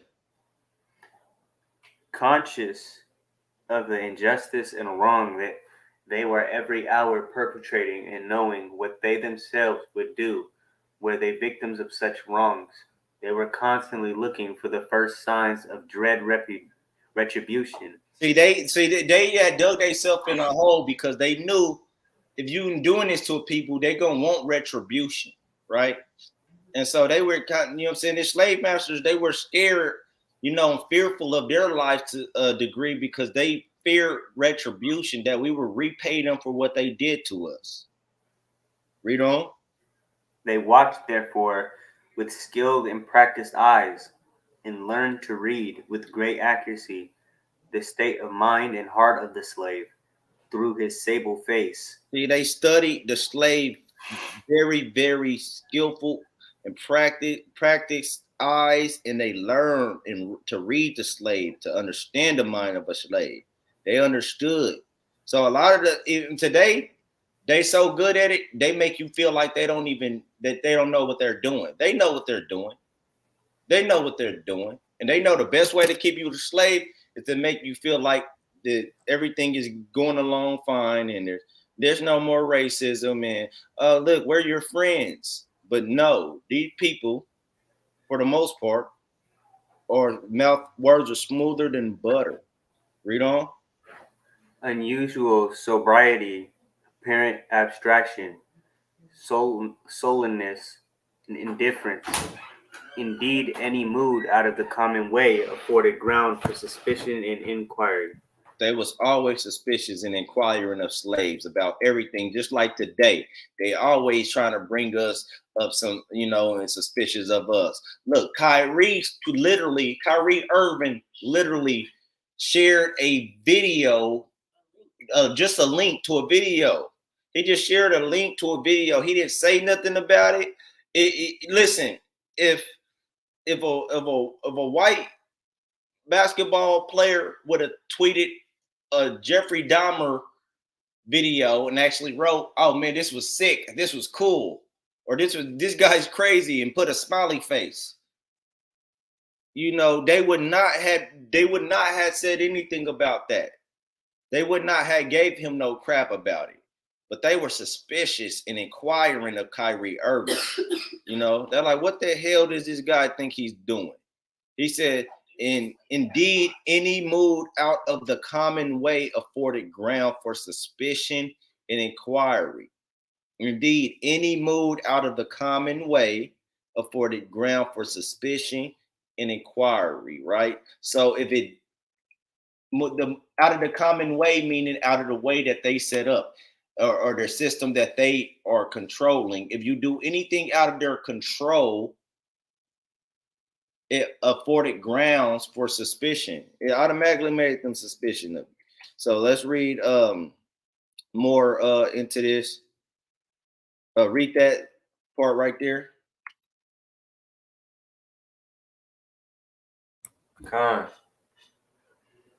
Let's make a slave is a study of the scientific process of men, so like of man breaking and slave making. It describes the rational and results of the Anglo-Saxons' ideas and methods of ensuring the master-slave relationship. See, they always wanted to have that boss employee master slave relationship with us. Now they changed the name. You know, they gave it a $5 title. Instead of calling master, now it's okay, boss. Instead of calling slave, he's like, all right, employee. But they still feel the same way about us. It's the same relationship. Them at the top, us at the bottom. They're the head, we're the tail. Because that's what the master is, the head. The slave is the tail, the person that gets crapped on, just like a tail of an animal, crapped on. But the head is in control of everything, right? He kept that relationship with us. I want to get this verse real fast, just to make sure we understand. They are the head and we are the tail. But at first we were, you know, the Most High gave us the blessing. So we were the head and they were the tail when we had the blessings. But now we are the tail and they are the head because we're under the curses for breaking God's commandments. Let's read that in the book of Deuteronomy chapter 28. So we can start at verse 20. What is it?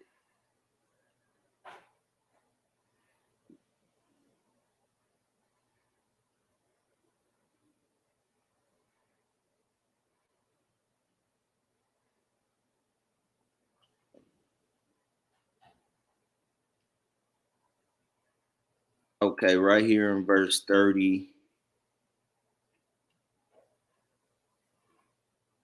Oh yeah, 44.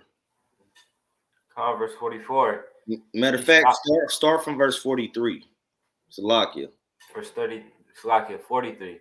The stranger that is within thee shall get up above thee very high, and thou shalt come down very low. See, we were on top very high. We were the highest of all people.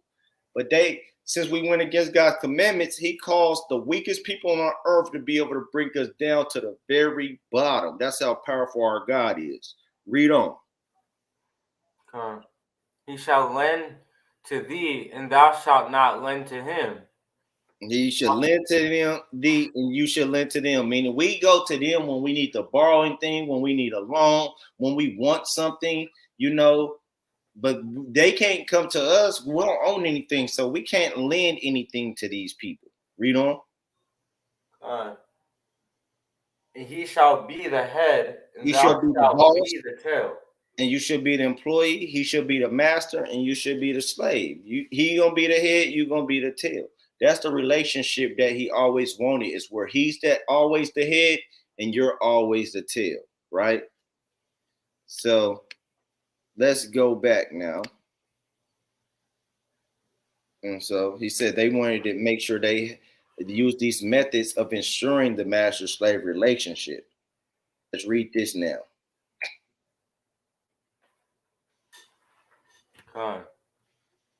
Let us make a slave a slave. What do I need? First of all, we need a black nigger man, a pregnant nigger woman, and her baby nigger boy. See, how do you make a slave? How do you slave? Notice he didn't say we need her baby girl. It's all about these baby boys, right? Because with the baby boys, they know that the boy is the strength of the nation. And so you got to start with their sons. You got to start with breaking their sons real good. But before you can get to the son, you got to break the man out. You got to destroy the man. And then you got to destroy that woman and that pregnant woman and her baby boy, right? Read on. Second, I will use the same basic principle that we use in the breaking of a horse. So he gonna show you. You do it just like how we train the horses to obey us. That's how we're gonna train these so-called these niggers, right? These black niggers. that's what they call us. It's funny because nigger means black, right? These black blacks. It's crazy, man. Read on. When we do it with horse, we break them from one form of life to another. So you break it from one form of life. Now you see this, they destroyed our way of life and they bring us to another way of life. You go from one lifestyle, meaning your whole lifestyle, your whole mindset, your whole natural state of being, everything about you, they would destroy that and replace it with a whole different idea of mentality, meaning you would think completely different. A lot of things that you would normally think is right, now you're going to think is wrong. A lot of things that you normally would think is wrong, now you're going to think is right. You're going to go from one form of life to another form of life, right? Read on. That is, we reduce them from their natural state in nature. Right. We're going to reduce you from having a type of families and lifestyles and nature that you would normally have. We're going to take you from having a heritage to being our slaves and following our cultures and being subservient to us. We're going to take you from being these royal, holy people to being these dirty, nasty slaves that love us and hate yourself, as opposed to where you loved each other and it was you against the enemy. Now it's you against the enemy and you hate each other. I mean, now it's you against yourself, or you and your enemies against yourself, your own people, and you hate each other. Read on. Whereas nature provides them with the natural capacity to take of their needs and the needs of their offspring. See, nature caused us to naturally want to provide for our own. We had the natural capacity to take our own needs and our own resources and our own lifestyles and our own marriages and our own women and our own children. We had the natural need to know to provide and do everything for each other. He said, in the needs of their offspring. Read on. We break that natural string of independence. They had a natural string of independence, meaning what? They would have independence from being other people, which includes us as white people. They had a natural string to be independent of us and any other race, but they were more dependent on each other. But we're going to break that natural string of them being an independent nation to them being a nation that's dependent on us as the American government. Read on. From them and thereby create a dependency state. Make them depend on us for everything.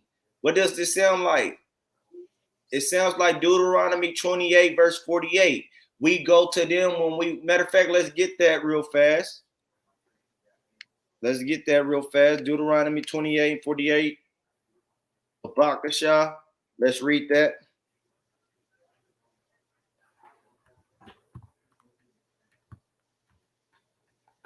Said 48, right? Yes, sir. Con, therefore shalt thou serve thine enemies, which the Lord shall send against thee, in hunger and in thirst and in nakedness. See, you're going to serve your enemies, meaning what? In thirst and hunger and nakedness. You depend on them for all your thing, your food, your clothing, your water, your homes, your marriage. And when you go and want to get married, who you go to? You run in their government, you know. When you want to, you know, go to school, who you run to? You run to them. You depend on them for education. You depend on your enemy, your oppressor, who want you to be a dumb slave. You depend on them for knowledge. When you want a job and to start and to have your own resources or your own you know, to be able to sustain yourself, who you go to? You go to their workhouses, their plantations, their modern day plantations, right? You go to them for everything you can possibly think of. You know, if you want, you know, to pay your water bill, if you want to, you know, get your grocery and cook for the night, you go to them and depend on them for all of these things. We don't have most of these things, and then we get a couple of people that fall through the cracks that do own certain business, and we act like that applies to the mass majority, when a lot of the time it's like 5% of our people that actually have all of these different businesses to where we can provide ourselves with our own resources. You know, it's less than 5%. You know, for the most part, all of us don't own clothing companies, and a lot of times our people that we think are the faces of these things, they don't even own it.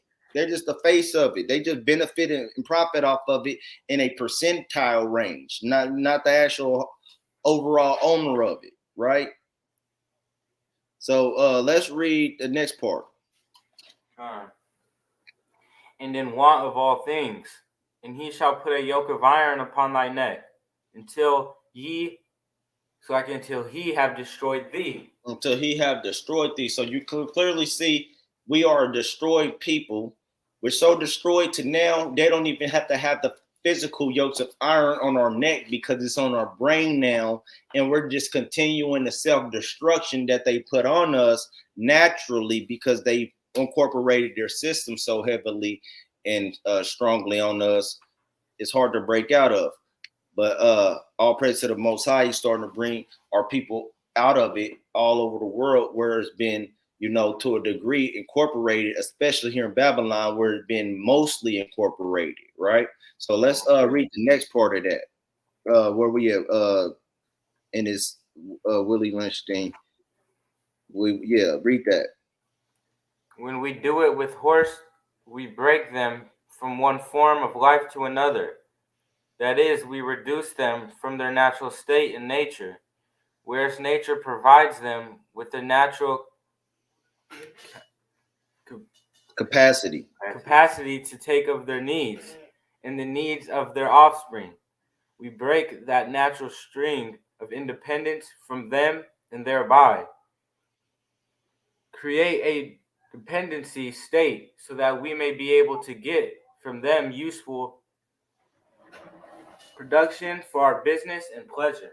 Right, so they can continue getting useful production. What is that useful production? That's when you go in there and help them produce all these different materials and stuff. Just like, sound ring a bell? Does it ring a bell? Because that's what's going on to this very day. You're still going out to give them a high production rate, and you get paid a very small percentage of what you produce for that business and for their pleasure, right? So it's the same thing, and we're dependent on them jobs. We're dependent on everything that they set up for us to come to them for, whether it's for work or whether it's for the pay them for the things that we've actually worked for. We actually pay them for things we're working for, that we're actually producing for them. We pay them for it, even though we're doing most of the work for them, right? It's crazy. But this is the same thing back then as it is now. You know, it's just like back then. We'll do all the work, all the farming, all the building, but we didn't get to stay in the big house that we built. We had to stay in the pen or in the animal's house or in the small little shed huts, you know, that we still built those. And then all of the food we won't even be able to get all the food. They would give us the scraps and stuff like that. It rings a bell. When you look at these grocery stores, you get all the worst fruits and the worst meats and stuff.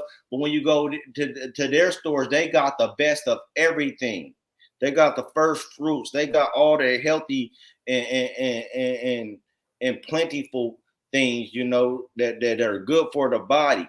But then they're gonna put the pork and charge you really cheaper for the pork than any other meat, and all these other scraps that they would normally give you back on the plantation. They're making you think that it's even chitlins. You know, people still eating chitlins, and they make you think that that's the best thing ever, even though that's anus. You know, that's what you eating is pig anus. It's disgusting.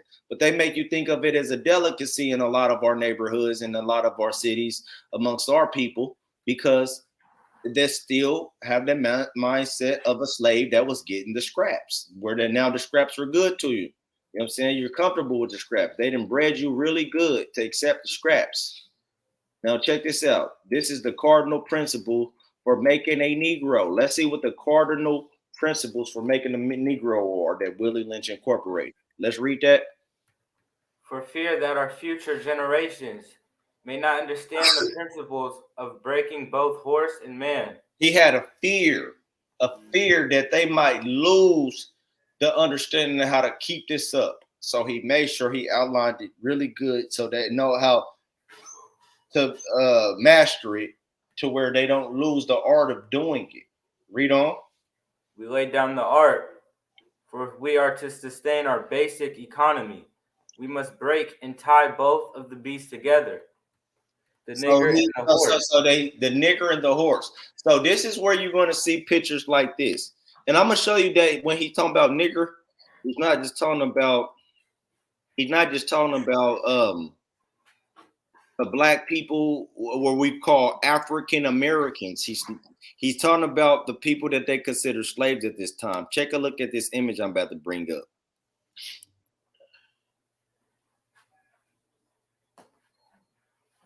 Take a look at this image I'm about to bring up.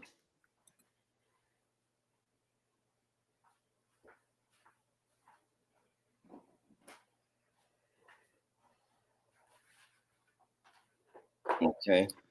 Because this is a famous, and this is a real statue, right? But this is let me see if I can pull it up.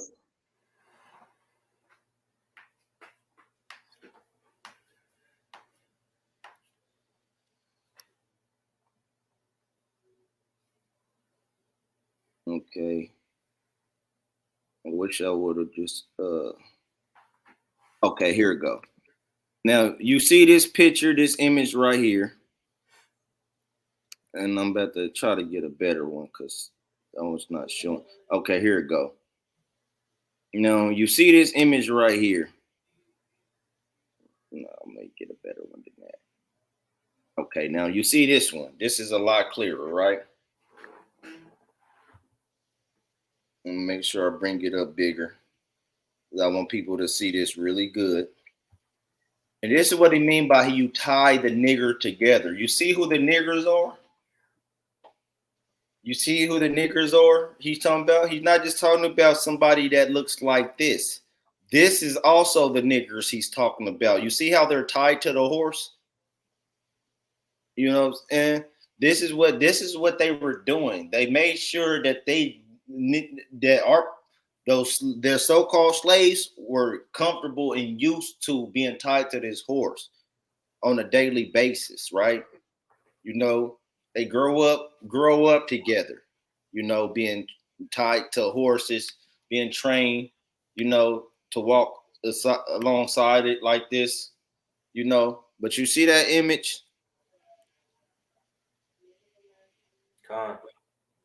Okay, this represents the northern kingdom and the southern kingdom Israelites being tied together and screwed up as slaves, as niggers.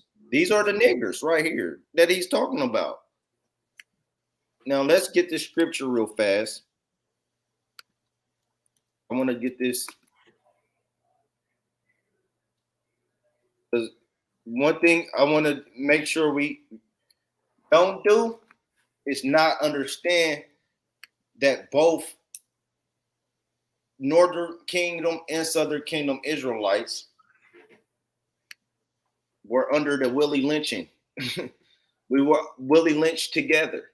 Read this real fast, King. Thus saith the Lord of hosts, the children of Israel and the children of Judah were oppressed together. We were oppressed together. We were lynched together. We were under the Willie lynching together. Read on. And all that took them captives held them fast. They wouldn't let us go. They won't let my people go. We still in slavery right now.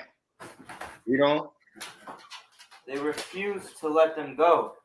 They refuse to let us go. So that's what we're dealing with right now. You know, he's showing you that he set up a system purposely to not let our people go. Something they wanted to happen for thousands of years. He said thousands of years, hopefully. That's what he was hoping for, right? So let's go back here and finish reading from.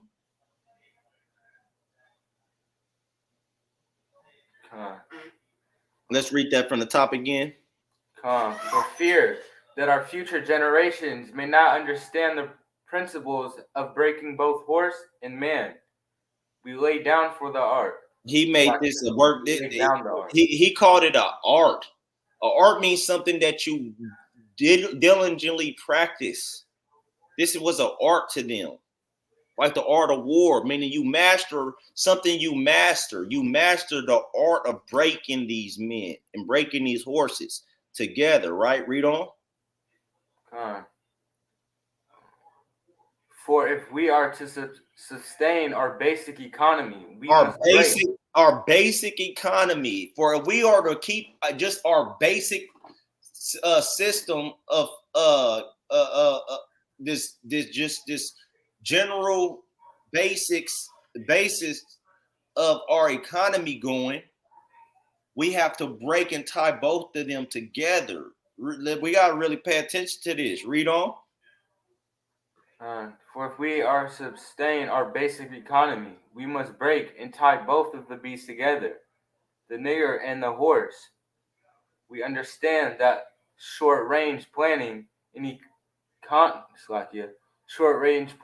economics result in periodic chaos, so that to avoid turmoil in the economy, it requires us to have breadth and depth and long range, comprehensive planning, articulation, both skills and sharp perception.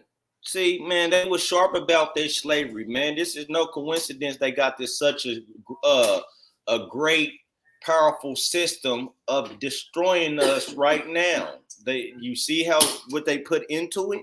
You see how he set it up for them to make it perpetual and long lasting. Read on. Both horse and nigger are no good to the economy in the wild or natural state.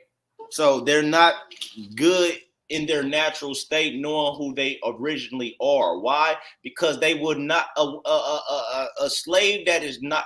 A horse that is not that is in its natural state. It don't want to be a slave. It knows it's not a slave naturally, so it's running free and it's doing what it would naturally do. And then you take it and you break it, and you make it obey you. Same thing with our people. With the so-called slave. Before a slave is a slave in his natural state, he's a man of dignity. He's a man of understanding. He understands what his purpose is. So he can't be good if he understands what his true purpose is. But once you break that slave and take that natural desire to be independent and upright from him, he'll be easy. He's good for the economy now because now we can use him for our own benefit. But he won't want to work for us and be okay with being under us if he's still in his natural state, is what he's saying. They won't be no good if they know their natural order of doing things. Right? Read on. Both must be broken and tied together for orderly production. For orderly production, we're going to keep them tied real close together and doing work and working for us. Read on. For the orderly futures, special and particular attention must be paid to the female and the young offspring. And so he's saying for the orderly futures, special and particular attention must be paid to the female and the young offspring. So with both horse and both the slave, they are telling you that the most important thing we need to focus on in particular and giving attention is how we do with the female and the offspring. Because if we can get the female on board with us and take the men out of the equation, the female will be able to train the offspring to be more submissive to us. Because a female is naturally more submissive, by nature. So if we can get her to, instead of submitting to her own man and start submitting to us as her owners and slave masters, she would train her offspring to be more submissive to us. Right? Read on.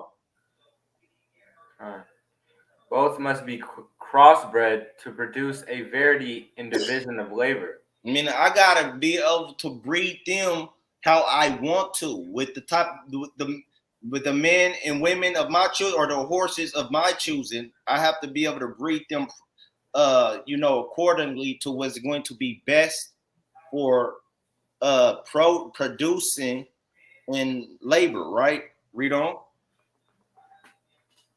Both must be taught to respond to a particular new language. What that language is, the language of being a slave talk, knowing your place, knowing how to understand certain things your slave master is telling you. Just like a dog, you do certain commands, certain snaps, and the dog adjusts. Same thing with horses. They have a horse and they'll have a little stick and they'll, whoa, whoa, whoa, and make it slow down. They can give it certain commands to make it operate a certain way. That's how they deal with us, And so read number 5. Kind of psychological. Verse 6. And physical instruction of containment must be created for both. Psychological and physical instruction of containment must be created for both. Meaning containment, meaning to keep you controlled, keep you contained in their system, in their way of thinking for you. Meaning you're following the mentality they want you to have, and you're containing that mentality both psychologically and physically. You're staying on the same physical order, just like even today. Psychologically, we just naturally know, get up, go work for them, give them more physical labor or physical our bodies, and and repeat that cycle every day. Waking up in the morning, going to spend all of our day, and then we go back home and do it. That's the psychological and physical instruction of containment that they have created for both for us, and they made it much easier to do for our women. That's why you see most of our women easier to get the jobs, easy to be contained, and the men, are not as easy, but they want you to have that same psychological physical instruction. That's why he said her and her young offspring. Eventually, those young offspring grow to be men and women. So, they get you young, and it's easy for the psychological and physical instruction to play off in your later years as you get older, right? And then you do this generation after generation, it becomes embedded in us to follow that same routine. Read this right here now, Malak. We hold the above 6 cardinal principles as truths to be self-evident, based on the following discourse concerning the economics of breaking and tying the horse and the nigger together, all inclusive of the 6 principles laid down above. Right. So he's talking about these things. All of those 6 principles that he just laid down are self-evident for working. They have put those things in experiment and practice is foolproof. Just treat them like that and do them like this. Focus on those, doing those things in a psychological and physical instruction, and they'll continue the cycle. Read on. Neither principle alone will suffice for good good economics. So neither principle alone will suffice for good economics. Read on. All principles must be employed for the orderly good of the nation. So they must be employed for the orderly good of the nation. Look what he's saying. He's saying you have to incorporate this method on these people to ensure that we have an orderly, for the orderly good of the nation. So for their good, the good of their nation, they have to treat us like this. You see that? This is what America is rooted in. This is for they're saying them doing it to us was for their good, right? For the good of America. Read on. Accordingly, both a wild horse and a wild or natural nigger is dangerous, even if captured, for they will have a tendency to seek their customary freedom, and in doing so, might kill you in your sleep. You cannot rest. Right. So you can't just be giving these brothers off the slave boat, or letting them be in a natural state. You want to break that completely out of them, and the best way to do that is after that, is by going through their women and their kids over and over, throughout the generations. Eventually, they won't know anything about their natural state anymore. They'll be they'll just be complete slave minded at that point, because they don't know how they were prior, before, they wouldn't know what it was like for the forefathers that, were not enslaved. They're gonna just know, my mama was a slave, my daddy was a slave, my grandma was a slave, my grandpa was a slave, and so it's gonna be easy for them to keep us controlled, because we wouldn't have any sense of our natural heritage and way of life, right? So let's jump down and read this real fast. They sleep while you are awake, and are awake while you are asleep. See, this is what he considered. He had to make sure y'all understand, into this very day, we are still enslaved here. But guess what? You got brothers up all night, all day, and they never know when it might come, even to this very day. So they are cautious and constantly alert, just like they were back in these days, right? Where he's telling you and giving and letting them know, just pay attention, because remember, they'll be up while you sleeping, and anything can happen. Read on. They are dangerous near the family house, and it requires too much labor to watch them away from the house. Right. So he's talking about it's too much labor to watch them away from the house. Now they're in a system to where they can sleep comfortable at night in a lot of ways, but they still got that, especially their leaders and the elite, they still got that mentality to where that at any time. That's why they got the CIA and J. Edgar Hoover incorporating COINTELPRO, trying to keep and control and prevent the rise of a black messiah or any intelligence amongst our people, because they know at any time we can just come against them and destroy things. They know we did it. We have done it. You know what I'm saying? Where our people, the massacred and led slave revolts that were massive all throughout the country and even in the islands, right? So they understand what we're capable of if we're not well controlled, right? So read on. Above all, you cannot get them to work in the natural state. You can't get the listen. If we all understood exactly who we are and how we are supposed to be as a people according to the laws of God, we would not go to work for them tomorrow. We would come together and shut this whole system down.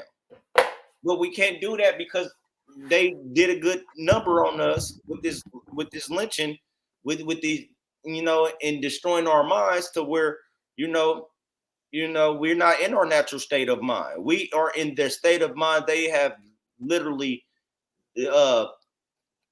forced on us, so that we will stay working for them, because we wouldn't be able to work for them in our natural state. So they know that in our natural state, we literally wouldn't even get into going to work for them no more as a nation. Read on. Hence, both the horse and the nigger must be broken. That is, break them from one form of mental life to another.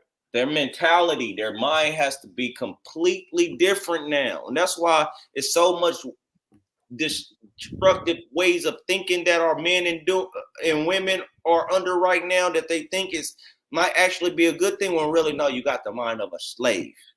And it be some of the things that some of y'all think are completely wrong that be completely right in the eyes of the Lord.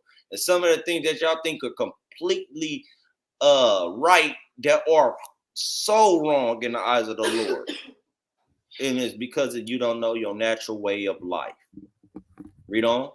Keep the body and take the mind. Keep In the other words, body. They keep your body at work. Keep your body given to their hours and their time, and they take your mind. You know what I'm saying, from one understanding and heritage to another, to having a mind of a slave. Read on. break the will to resist. You Now, the breaking process They is didn't the want us to same. be able to resist anything, so they wanted to break our will, completely break the will to want to be free. And they've done that because now our people feel like there's no better, like America is the best thing since sliced bread, that there's nothing better than that we didn't have better and we can't before, and that we won't have better after. So they figure, you know what, they conform to society, they love it here. They feel like there's no better country, that America's the greatest country in the world, and that it's the greatest empire in society. This is the mind of the slave. This is the mind of our people today. They think that this is the greatest society ever, not even knowing what we had and what we were truly like, because they corrupted what we thought about each other. They teach us we were just butt naked, swinging through the damn jungle and running through the forest, screaming like a bunch of monkeys and shit. That's what they teach us. And so we don't really understand that we had great empires and mega structures and buildings and temples and things that they can't even mimic today. That we had energy, we had electricity, we had a lot of different things that they try to pretend like we didn't have at first. And then, even though we invented everything here, they make you think that they did it. So you don't feel like you should resist anything about them, that or about their society, because you feel like they created the greatest society in the world, and that you can be a part of it, you know, because you are still here in the country where they've been able to perpetuate this type of wickedness. So read that next part now. Now, the breaking process is the same for both, for both the horse and the nigger, only slightly varying in degrees. But as we said before, there is an art in long range economic planning. You must keep your eye and thoughts on the female and the offspring See, of the he horse. keep your eyes and thoughts on that female. That's what it's all about. I'm gonna show y'all why real fast. Let's get it. Let's get why they tell you we're gonna keep our eyes on that female, because this is one of the most destructive things that ever. This is the main reason why our people are destroyed. That one, how they were able to get through our woman, and how they were able to get through to our woman, and how they caused her to raise our children and really destroy the black household, and removing the male, the man, the father, the strength of the house, and causing the woman to be the leader and the head of the house. This is what they did. This is what they did to change the family structures. And so we're going to read real fast the book of Isaiah, chapter 13. That's what I want. 13 verse. Slovakia. Let me get there.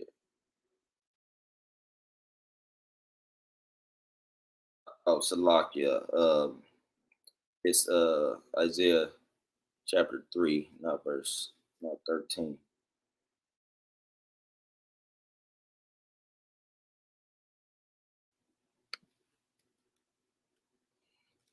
And so this is what they did.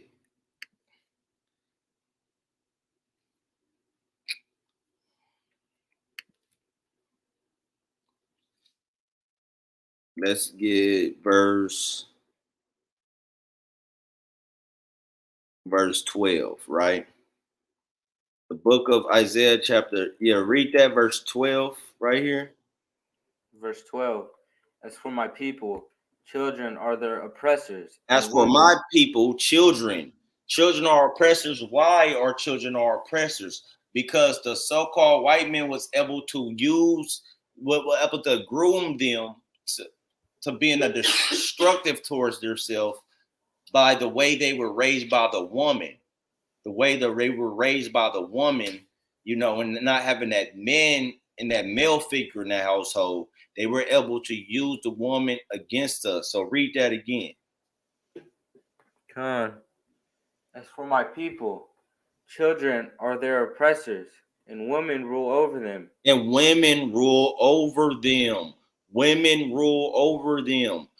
The children that are oppressing us, they're ruled over by the woman. So how are they oppressing us? Because the woman is over them. The woman is not supposed to be over the children. The man's supposed to be on the children. The woman is supposed to be raising the children according to how her husband lays down the rule. Read on. O my people, they which lead thee cause thee to err. And who is those that lead us? Who is those that are leading these women? These are women? The so-called white man, Willie Lynch. The system he set up. Those are the people in the system that are leading our women to raise such destructive children and to work against their men. And the reason why most men are hating our women is because our women willingly, like the scripture says, he will hate his wife and his children. The reason why is because the women have been put in a system to where they have preferred the system of the white man over their own men. And a lot of the reasons why is because he gives them benefits. Today is welfare, protection. They want to call their police on their man. Guess what? He's there in a heartbeat. If they want food, clothes for their kids, he's there to save them. If they, they want Section 8 welfare, a good job, they wave that in their face. Listen, you can do it. He can't go though. You got to choose. And so a lot of our women make that choice to do so.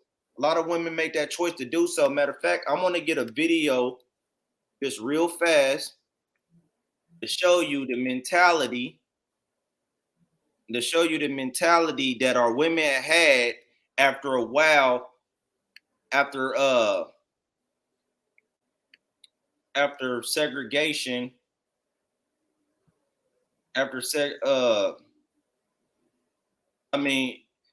civil rights movement was disrupted. And this is pretty much what the white man had reduced our women to, and how he caused them to start thinking, right? I'm gonna play this video. Check this out. This is called The Vanishing Black Family. I advise anybody watching to go watch this whole thing. It's just so corrupt. It shows you, how our men and women were thinking, but you're going to see our women made a choice that was, to be this way because the so-called white men are in control and led them and guided them to work against us in a way to, to where, of course, if the person oppressing you and even has control over your man gives you spoils you and chooses to help you after he taken everything from you and your man, it makes it easier to choose that, the oppressor over your man, because now the oppressor is going to start being more merciful towards you, right? So this is what this video is about. And like I said, go check out the whole thing for yourself, because this is the sickness that we're dealing with.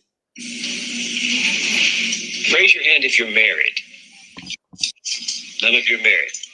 Raise your hand if you would like to be married to your baby's father. One. The rest of you who don't plan to get married, why don't you plan to get married? I'd like to know that. You already have your child to think about, and then a whole family to care for you. Now look at the destructive way of thinking right there, and a lot of and check out. No, none of the other women are going to disagree or have a problem with this. They are this is how they all were most likely thinking. So she said, you already have a child to think about that you need to take care of. That it's too much to take responsibility for being with his father. It's like, that's backwards. You're supposed to be first, with the men and then have the children. But you're like, no, that's too much responsibility to be a woman and be a wife. I'd rather just be a mother. I don't need a man.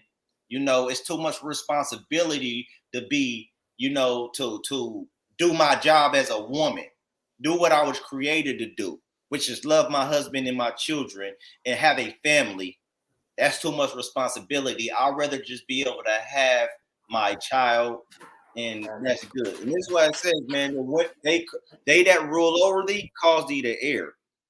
That mentality came from that.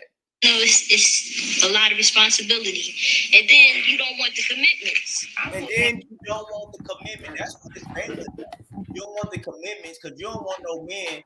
Now that you have the power to go around your man, you don't want no man telling you to shut up, or that you can't go out in that, or you can't do this, or you can't do that. You know what I'm saying? Because Master gave you freedom to do what you want to do. Why would you want a man telling you what to do if you have the freedom to not do so no more? When at one point, you didn't have the freedom, because the white man wasn't there at first, prior to slavery. So you couldn't just do whatever you wanted to do. You couldn't go around him. Wasn't nobody else. Our government wouldn't provide for our woman. You know what I'm saying? The type of things the white man would provide for her to go against her man. If anything, we would shame our women for working against her husband, because we understood in our heritage, in our natural state of mind, that that's who you are made for. You were made for the man, not him for you. You were made for the man, not the other way around. And that's in the book of 1 Corinthians chapter 7. So let's finish watching. No man holding me down, because I think I can make it as a single parent. But don't you? I think I can make. See, they made our women so selfish. I think I don't want to do it because I feel like I can make it as a single mom. Made them react on emotional rather than intelligence and logic. A vain emotion. You think you might need help in raising that baby from a man? Not really. I didn't have a father. My father wasn't in the home. And you see what I said? They they do everything they can to break the father from being in the house. And so as these children grow up, they realize, well, daddy wasn't around and I'm still living. Not realizing that the whole lifestyle that you have is so destructive and tormented because you didn't have a father there. And you're not as good of a person and wise and intelligent of a person as you could be. But instead you feel like, well, I'm getting by just fine and I didn't have no father.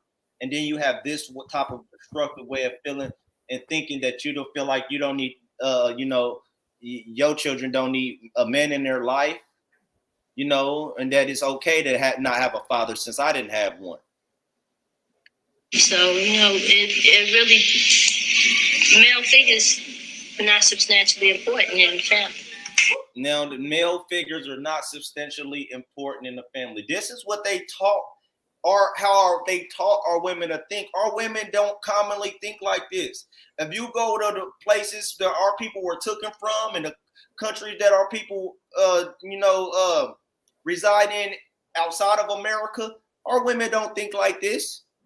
Only in America and in Europe do you have women that think that this is okay to think like this. Now, I'm going to get another scripture real fast and check this out.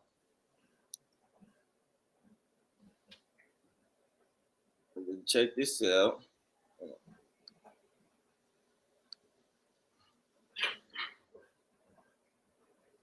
Bear with me.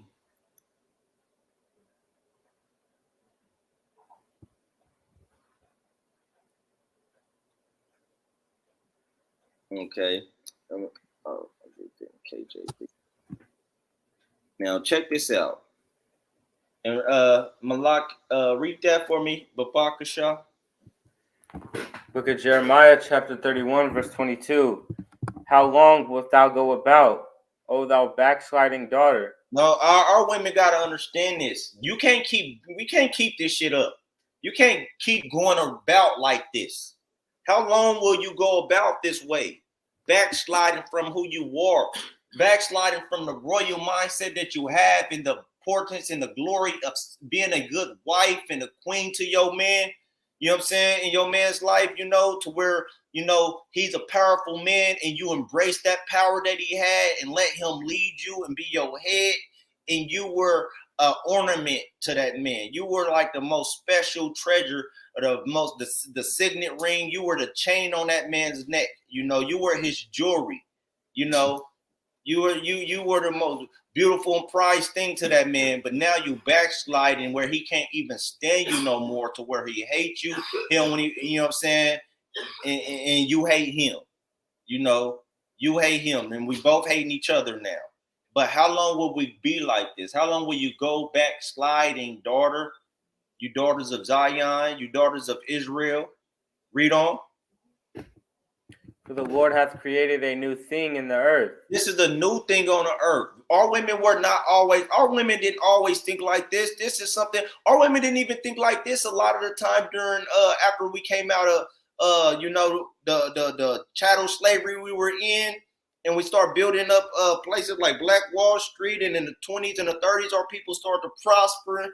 Our women weren't thinking like this. Our women were marching with us in the civil rights movement, Our women was right there with their fist up and their afros out with us, It took a feminist movement came along, and a new thing happened on the earth, and this is the new thing that happened when the feminist movement came into play. Read on.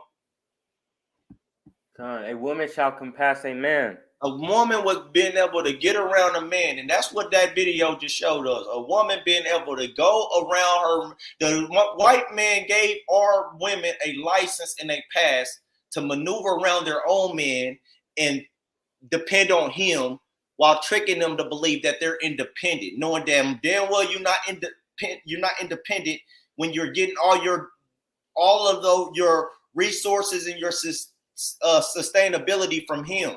It's not that you're independent. You're independent of your man, but you're dependent on this other man.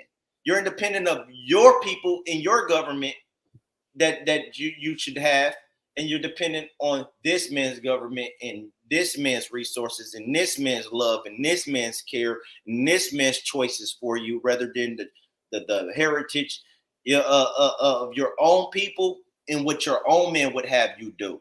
And the reason why we have to blame it on our own disobedience, but understand that these devils did this on purpose. That's why we read in the Willie Lynch Letter, showing you that he wanted you to be this way, sister. It's not how you're supposed to be. The Most High didn't create you to be this way, to be able to go around your man and be able to establish a way that doesn't involve him anymore, to where you're just raising kids all by yourself. Because what happens when you raise the kids all by yourself? Let's go back to it. Let's read that verse, Isaiah 3, verse 12 again. Come on, verse 12. As for my people, children are their oppressors, and women rule over them. O my people, they which lead thee cause thee to err, and destroy the way of thy paths. And destroy the way of thy paths. He destroyed the way of thy paths. And I saved the way back Whenzday credo for this specific verse, because what is the way of your path that this man is destroying? Let's get it. Let's get the way of the paths that you're supposed to be following, right? And get back to it, right? And the reason why this segment right here is going to be, because we're almost over reading this letter, but the reason why it's so much emphasis right now, particularly on the woman, because he just said that he was going to use the woman and make her the main focus, and her and the kids, how she raises the kids. So it's important to understand the greatest part of our Willie Lynch has a lot to do with how they turn our women against us. So they didn't really turn our men against our women so much as they turned our women against the men. They turned the main helpmate, the main creature that was created to help the man against the men, right? Because they know our women are naturally in their natural state. That's why he said their natural state, they ain't like this. Because they know in our natural state, our women will be doing everything they can to support and ride for their men, right? Their whole life was centered around their men. This is Jeremiah chapter 6, verse 16. Read that, Malak. Thus saith the Lord, stand ye in the ways and see, and ask for the old paths. Ask for the old paths. So this is what the Most High is asking your sisters and brothers and sisters to do. But you got to look at it, sisters, because he's saying these people that rule over us and that are leading us astray with the Willie lynching, he calls us to go out of our paths. He destroys our paths. He destroys the old paths, the ancient ways and the ancient values that were instilled in us. He destroyed that and broke us from that. Years after years. It was so embedded in us that it took him centuries. It took him a long time for a man named Willie Lynch to come along and help speed up that process of breaking it out of us, the ancient paths and the right ways. So he says, thus says the Lord, stand ye in the ways and see, pay attention, observe how you are now, and ask for the old paths. Read on. Khan, where is the good way and walk therein? That's the only good way. Our ways, these new ways, how people keep on talking about conforming to the new society. Oh, that was back then. Or, oh, nah, man, that can't apply to now because we live in a new. No, it's better and it's only good for us to go back those ways because those ways work for us and help us to maintain strong and powerful family units if we understand our old ways. But these new ways and this modern way, this modern woman, these modern men are not good. We got to start thinking like the ancient, like our ancestors, the righteous man, Abraham, Sarah, like Jacob and his wives, like all of those before us that were righteous, like Deborah and her husband, like Mary and Joseph, like Elizabeth and Zacharias. We got to start looking at in those examples and start being like that again. And read on. And walk therein, and ye shall find rest for your souls. And we need rest because we've been slaves here so long. We've been a slave to this system in this way of society, and we haven't really had no true rest for ourselves. Right now, our people are more broken and lost than ever, and women, both especially women, a lot of them are starting to grow old and lonely and realizing that they paying the price for the mentality that they had to go against men in their younger life. They're paying the price for it as they get older. They hit 40, 45, 50 and get an epiphany. It hits them like a thunderstorm that, and maybe I should have been more traditional, right? So read on. But they said, we will not walk therein. And that's the thing is, they saying we want to be modern. We don't want to walk in those ways that the ancient ways. We want to stay in these modern ways that Willie Lynch set up for us. We want to stay in the Willie Lynching that we're in. We want the yokes to remain on our necks. That's how destroyed we really are. So now from there, let's get back to this PowerPoint and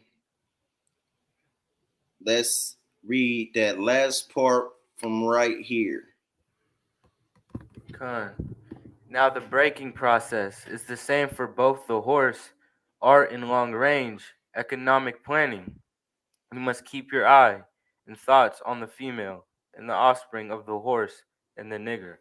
So you got to keep your mind and your eyes, you're paying attention and observing. Just like when you look at CPS, when you look at the welfare case workers, they're always observing. Though they have to keep on coming to the. They even had appointments where they have to come over and visit and make sure the man wasn't in the house.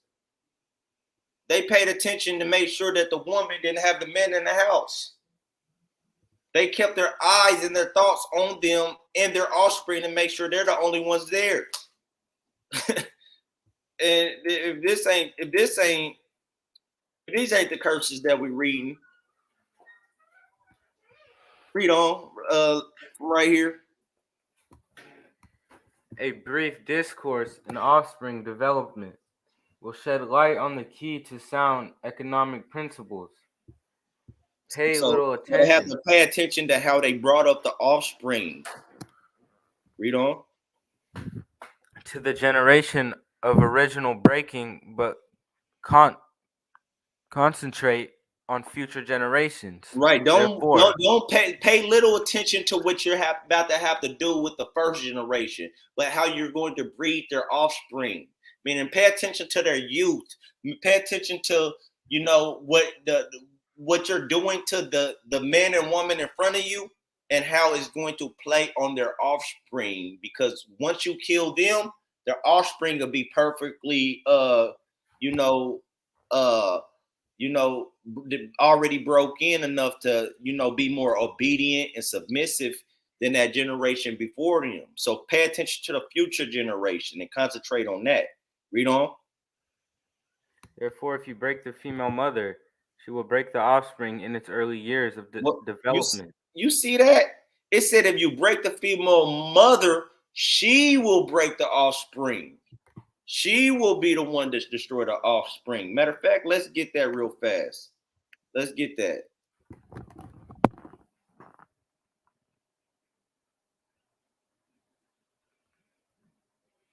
Let's get that. And this is the book of 2nd Esdras, chapter 5 and 8. I want the king to read this. There shall be a confusion also in many places, and the fire shall oft sent out again, and the wild beasts shall change their places, and menstruous women shall bring forth monsters. And menstruous women, meaning evil women. Women that the white man said Willie Lynch them bred really good to do evil things that the Most High would consider evil or out of order. They're going to bring forth children that are monsters, right? Meaning these children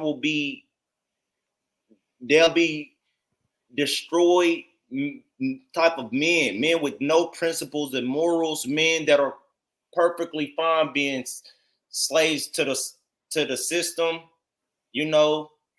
being thugs, gangsters now, killers, rapists, whatever it is, they'll be perfectly fine with it, right? So let's read, therefore, from right there. Therefore, if you break the female mother, she will break the offspring in its early years of development. She's gonna get them early. She's gonna break them while they're young, because it's hard to break somebody as they get older. So she's gonna teach them from a baby to fear and follow so-called white men, and that not have respect towards their father, who the white man purposely was keeping away from them. He would literally make the male breed with the woman, then take the women children and sell them, or take the men and sell him, or they will probably kill the man or rape the man in front of the children, so that there's no respect for the men at all, for our men of our people. but there will be men for the people that are breaking them. There will be respect and love for the men that are breaking them, right? So read that.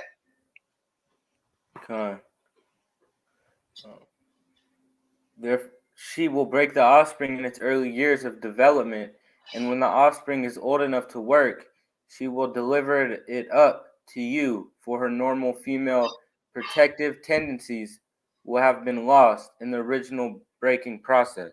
See, she would normally have a protective mentality towards her children, but now she's okay letting them do certain things that if the family unit was together, she knows the father wouldn't allow, so she would protect that honor and keep that child from doing certain things that our parents might let us do today.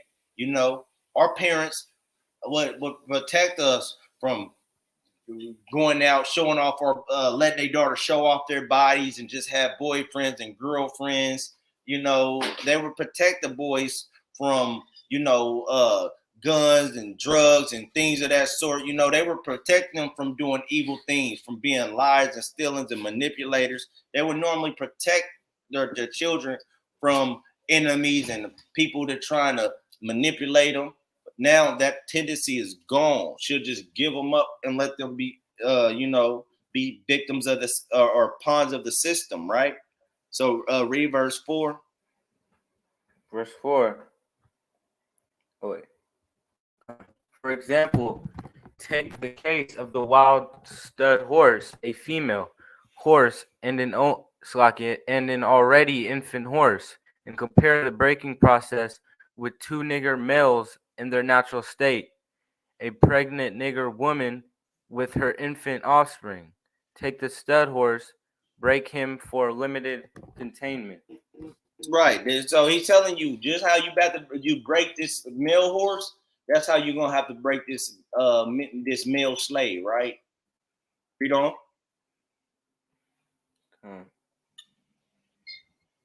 Completely break the female horse until she becomes very gentle, whereas you or anybody can ride her in comfort. Right. So now that's how you a lot of this our women are. They're really gentle when it comes to the white men that look like they're Jesus. They're really gentle when it comes to him, and people that look like you know what I'm saying. They really gentle with the other the Spaniards or the Englishmen. They want their children to look like him, think like him, and they are nice to them in a lot of ways to where he said that anyone can ride them, meaning our women are real loose to them. They look at them, oh well, if I get with him, I'll at least get benefits that my man can't provide, which they really keeping your man from being able to have so he says he said anybody can ride her in comfort, and meaning they won't have a problem with thinking that she will turn against them. It'll just be perfectly fine. They know she ain't gonna try to yank and jerk and kick them off her back, but she gonna be praising them just like she do white Jesus in that church. And then soon she get home to that black man, she look at him like, you nigga, you ain't shit. Yeah. Master gave me this, master gave me that, but what you give me? What can you do for me? What have you done for me lately? Right? She has that love for her man, love for this man, and hate for her man. Love for another man.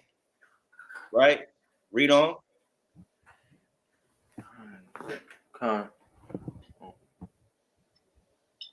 Bred the mare in the stud until you have the desired offspring. So a mare is a female horse, stud is a male horse.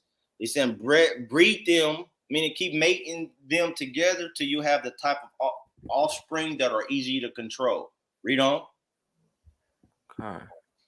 Then you could turn the stud to freedom until you need him again. And that's what they do. They remove the man and so let him go run rampant, you know what I'm saying, and chaotic until they can actually find use for him.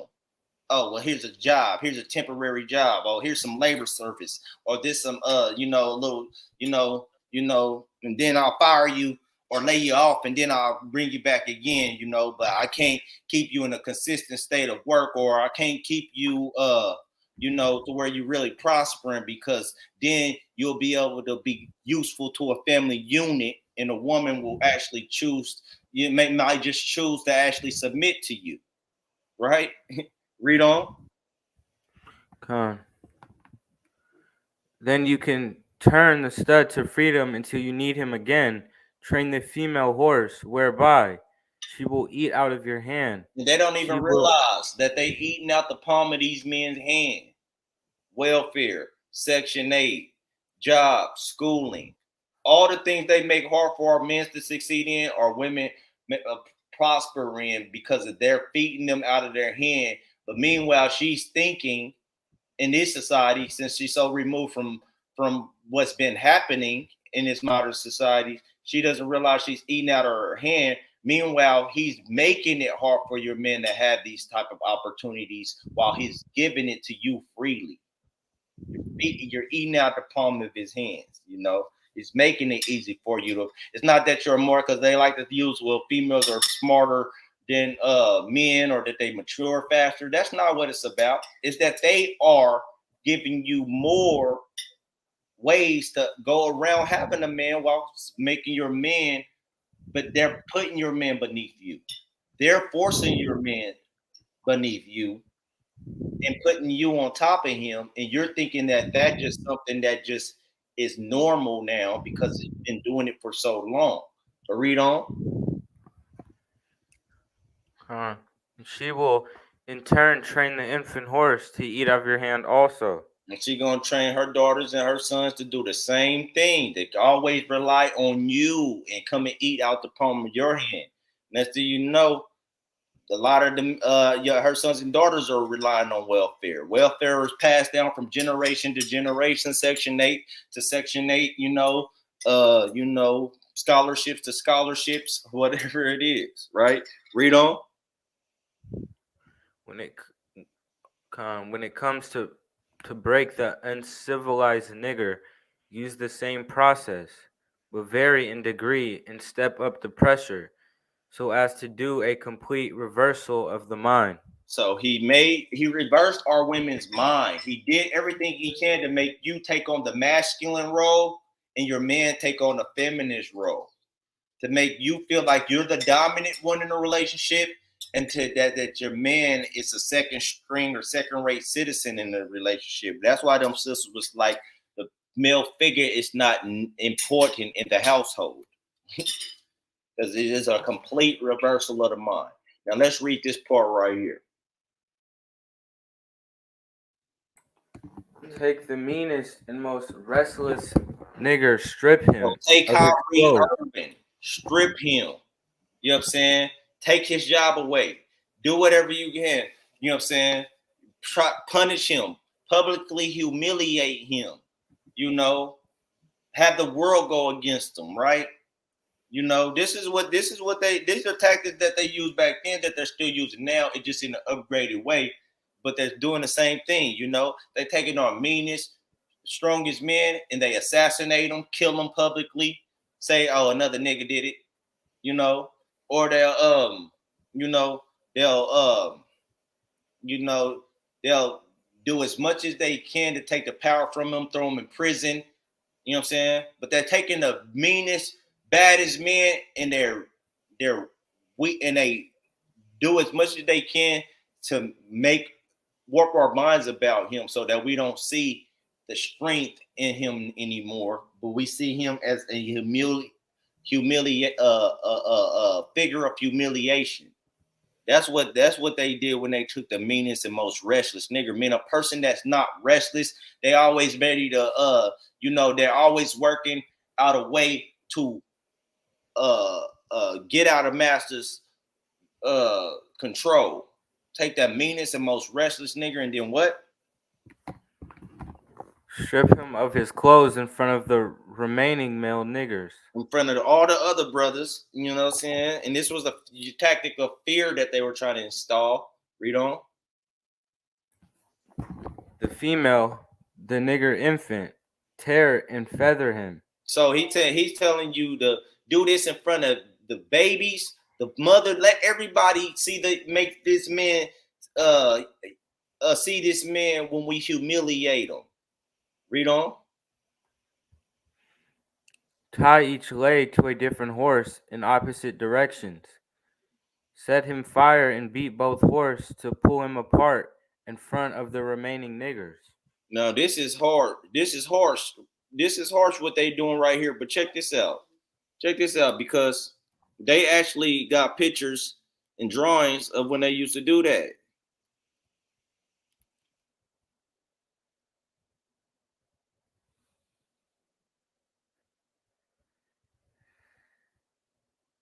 I'm gonna show image real fast because y'all gonna see something really familiar too. See this Levi's?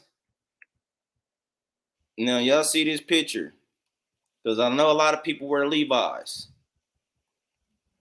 A lot of our people wear Levi's, but guess where Levi's origins are rooted in? We're reading about something that's in a Willie Lynch letter. That's also in our plain sight today on the back of these pants. Now, who sees this? Now, you see this? You see these slaves right here being ripped together by the horses, just like they were describing, Willie Lynch was describing. That's probably him right there. Look at Willie Lynch, y'all. And now look at the Levites. You see this same guy right here, slave master with the whip. And then another slave master on this side. You see the horses. You see the pants in the middle being ripped apart. And they're trying to show you that these pants are so strong, they're stronger than a nigger. They can't be ripped apart like a nigger can. That's pretty much what they're just symbolic for. We're pants stronger than a nigger, right? You see that? You know, this is something that they put in plain sight. So you see that there's a lot of mockery involved in a lot of things that they do, even to this very day. But we think we're so removed from racism. Nah, they just upgraded it. They just upgraded to make you not feel. The best slave to have is a slave that don't realize or know that they're a slave anymore. Because once you forget that you're a slave, you will be comfortable doing slave things without me having to force you. Now I have to beat you for you to work and obey me, right? Now I have to worry about you revolting against me and trying to get back to your former glory and power and take away mine. So I hope everybody see that clearly. I just wanted to show that real fast. Let me go back here. And read that from right here where it says tie. Tie each leg to a different horse in opposite directions. Set him fire and beat both horses to pull him apart in front of the remaining niggers. So they ripped them apart like we just showed with the Levi pants, and then a picture that came prior, because that picture of them ripping that slave, you know, was that drawing is where they got the Levi logo idea from. You know, this came before Levi. You know, they were ripping our people apart with horses before Levi's. And he said, well, not only did they rip them apart with the horses, but they actually set them on fire while they did it. Read on. The next step is to take a bullwhip and beat. And this is what they do. And right now, they rip anybody that steps outside of their control of our celebrities or these men of power, or entertainers, or these men, you know, that seem like big shots. You know, soon as they step out of the system of control or try to oppose the system or speak out against it, they try to rip them apart in every way possible, in every direction possible, and set his whole career and his whole lifestyle on fire. You know what I'm saying? They try to ruin his whole name and reputation in front of everybody. Right? Read on. and beat the remaining nigger male to the point of death in front of the female and the infant. Right, they try to beat you to put a point of death where they don't kill you. They might not.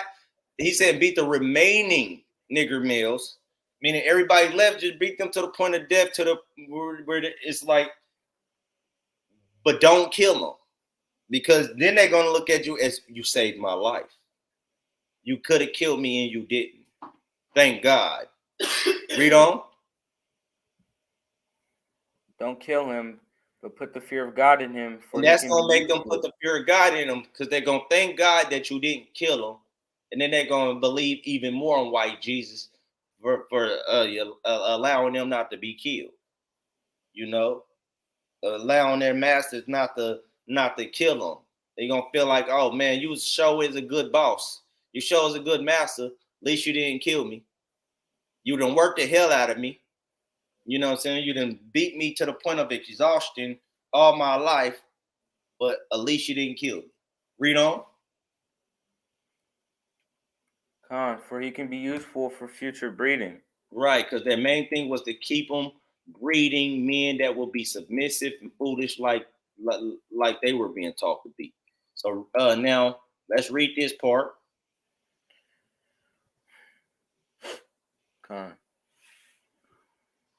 And take the female and run a series of tests on her to see if she will submit to your desire willingly.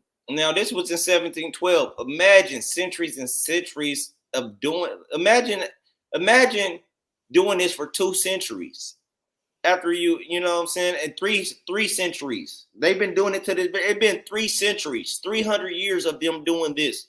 Imagine the type of they're still running tests on our women. They're still doing things to where they're focusing and paying attention to her to make sure she's still in order and doing a good job at being against her man.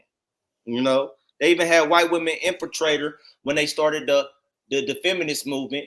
You know, and next thing you know, they're working side by side with the white woman to go against their men. Right? So read on. Test her in every way because she is the most important factor for good economics. Now it says she is the most important factor for good economics. Why is the woman the most important factor for good economics? That's a good question. That's the number one question. It said test her in every single way possible because you know if we control her mind and how she does things, that would be the most important factor for good economics. That would be the way we keep this system going. If we control her and pay attention, close enough attention and test her to make sure that she's always complying with us, because we know is that we're going to get more rebellion and more issues out of the man. But if we can't, if he don't have no woman to support him and comfort him, then it's going to reduce his will to fight, because now he don't have much to fight for. He can't fight for a man. Most men want to fight for a family. They want to protect and provide for their families. If she goes against the family order and structure and chooses not to be with her man because then she gets support elsewhere, then he has less to fight for. What is he going to fight for? Just other men? No, he wants to fight for his wife and his children. But if he loses the most dear thing to him, which is his wife, his helpmate, he don't feel like he has nothing to fight for. So it's the best way to perpetuate good economics amongst ourselves is to destroy her mentality completely and test her that she will continue to eat out of our palm of our hand and go against her man. Read on.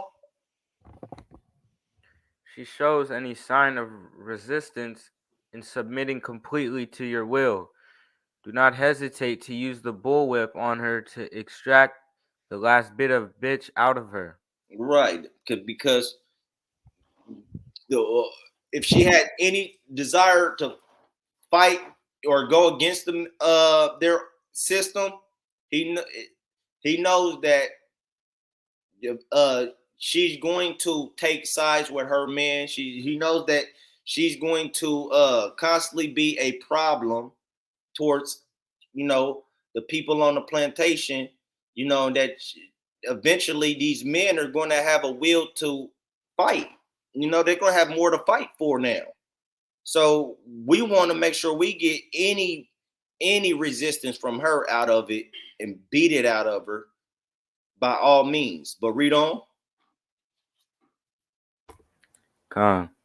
Take care not to kill her, for in doing so, you spoil good economics. It was more important for them to keep the woman alive than anything, because the women, they bear the children, and if you kill her, the less children she can have. The less children will actually be born, because a man alone, he can't bear a child, but you can take you can kill a man and just get another man to impregnate her and can bear a child.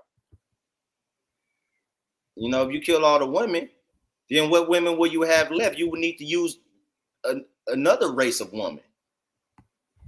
And you definitely not about to give your own woman to these men to breed slaves. So instead of doing that, you gotta make sure you're not to kill that woman. It'll spoil good economics. Read on. When in complete submission, she will train her offspring in the early years to submit to labor when they become of age. Right.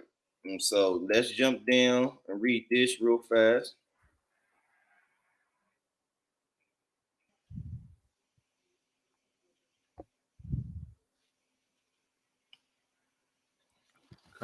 Slakia. Understanding is the best thing, therefore, we shall go deeper into this area of the subject matter concerning what we have produced here in this breaking process of the female nigger.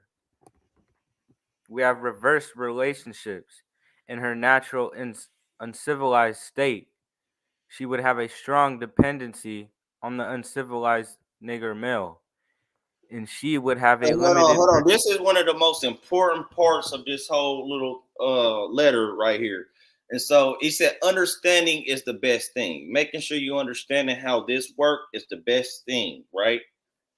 Read it again from therefore we shall go deeper into this area. Therefore, we shall go deeper into this area of the subject matter concerning what we have produced here in this breaking process of the female nigger. We have reversed relationships in her natural uncivilized state. So we have reverse relationships. The natural order of how relationships are supposed to be, we're going to reverse how that's supposed to operate. So you got to think about it. The mentality and mind of our people today in the relationships are reversed. They're not thinking about how our natural state of relationships would play out and how they're supposed to be. We have a whole different idea, mentality towards marriage, weddings, relationships. You know what I'm saying? Boyfriend, girlfriend, fiance, and all of this nonsense. We don't understand how to truly be husbands and wives anymore because we have been reversed in our thinking. But read on.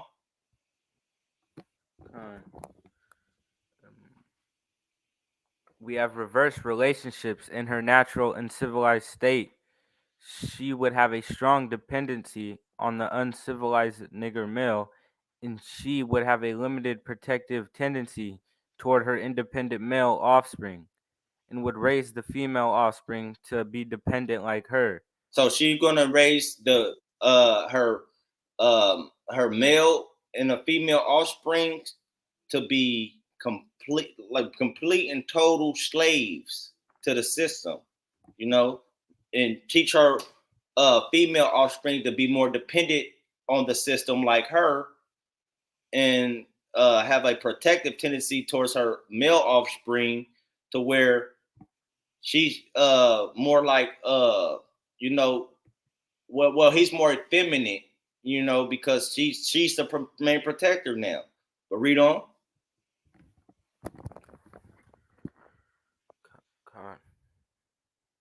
Salakia. Nature had provided time with this balance.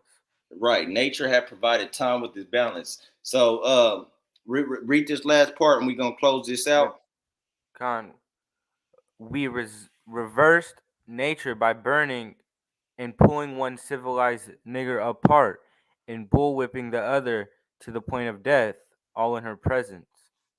Right. So this is pretty much showing you a part of the tactic that they use to instill this reversal of the mind and nature of our women and towards our men, and even our men towards our women. You know, or how they would bring up more submissive slaves. And it's a lot more to go into, but we're gonna probably have to wrap this up and do a part 2 because you know it's been a long lesson and it's my soldier got to turn it in. But for the most part, I want to bring out part 2 to this so we can go more over the curses and more over the rest of this. You know, there's a little bit more on here that we got to really get into. But I appreciate everybody for tuning in. You know, I want to thank the soldier again for joining in and reading for me, and pray that everybody, you know, got the most out of this, and that you really ask yourself and consider if you have any of the attributes of the slave, you know, the slave mentality and the way of thinking that this letter was forcing on our people, you know. And if you do have those attributes about yourself or that mentality about, you know, any of the mentalities in this letter, then you really need to focus on how to come out of it. And that's why, you know, we're doing this class, and you can always reach out to the Malakyam, you know, in California. You can always reach out to me. I'll leave my email in the I'll leave my email in the description. So just reach out to us and we'll be able to go more over all of the things that help you get out of that mentality. With that, I want to say Shalom, Abanel, Bashama Mashiach, Barakatham, to all the Mashpaka. Khan, Shalom. Shalom.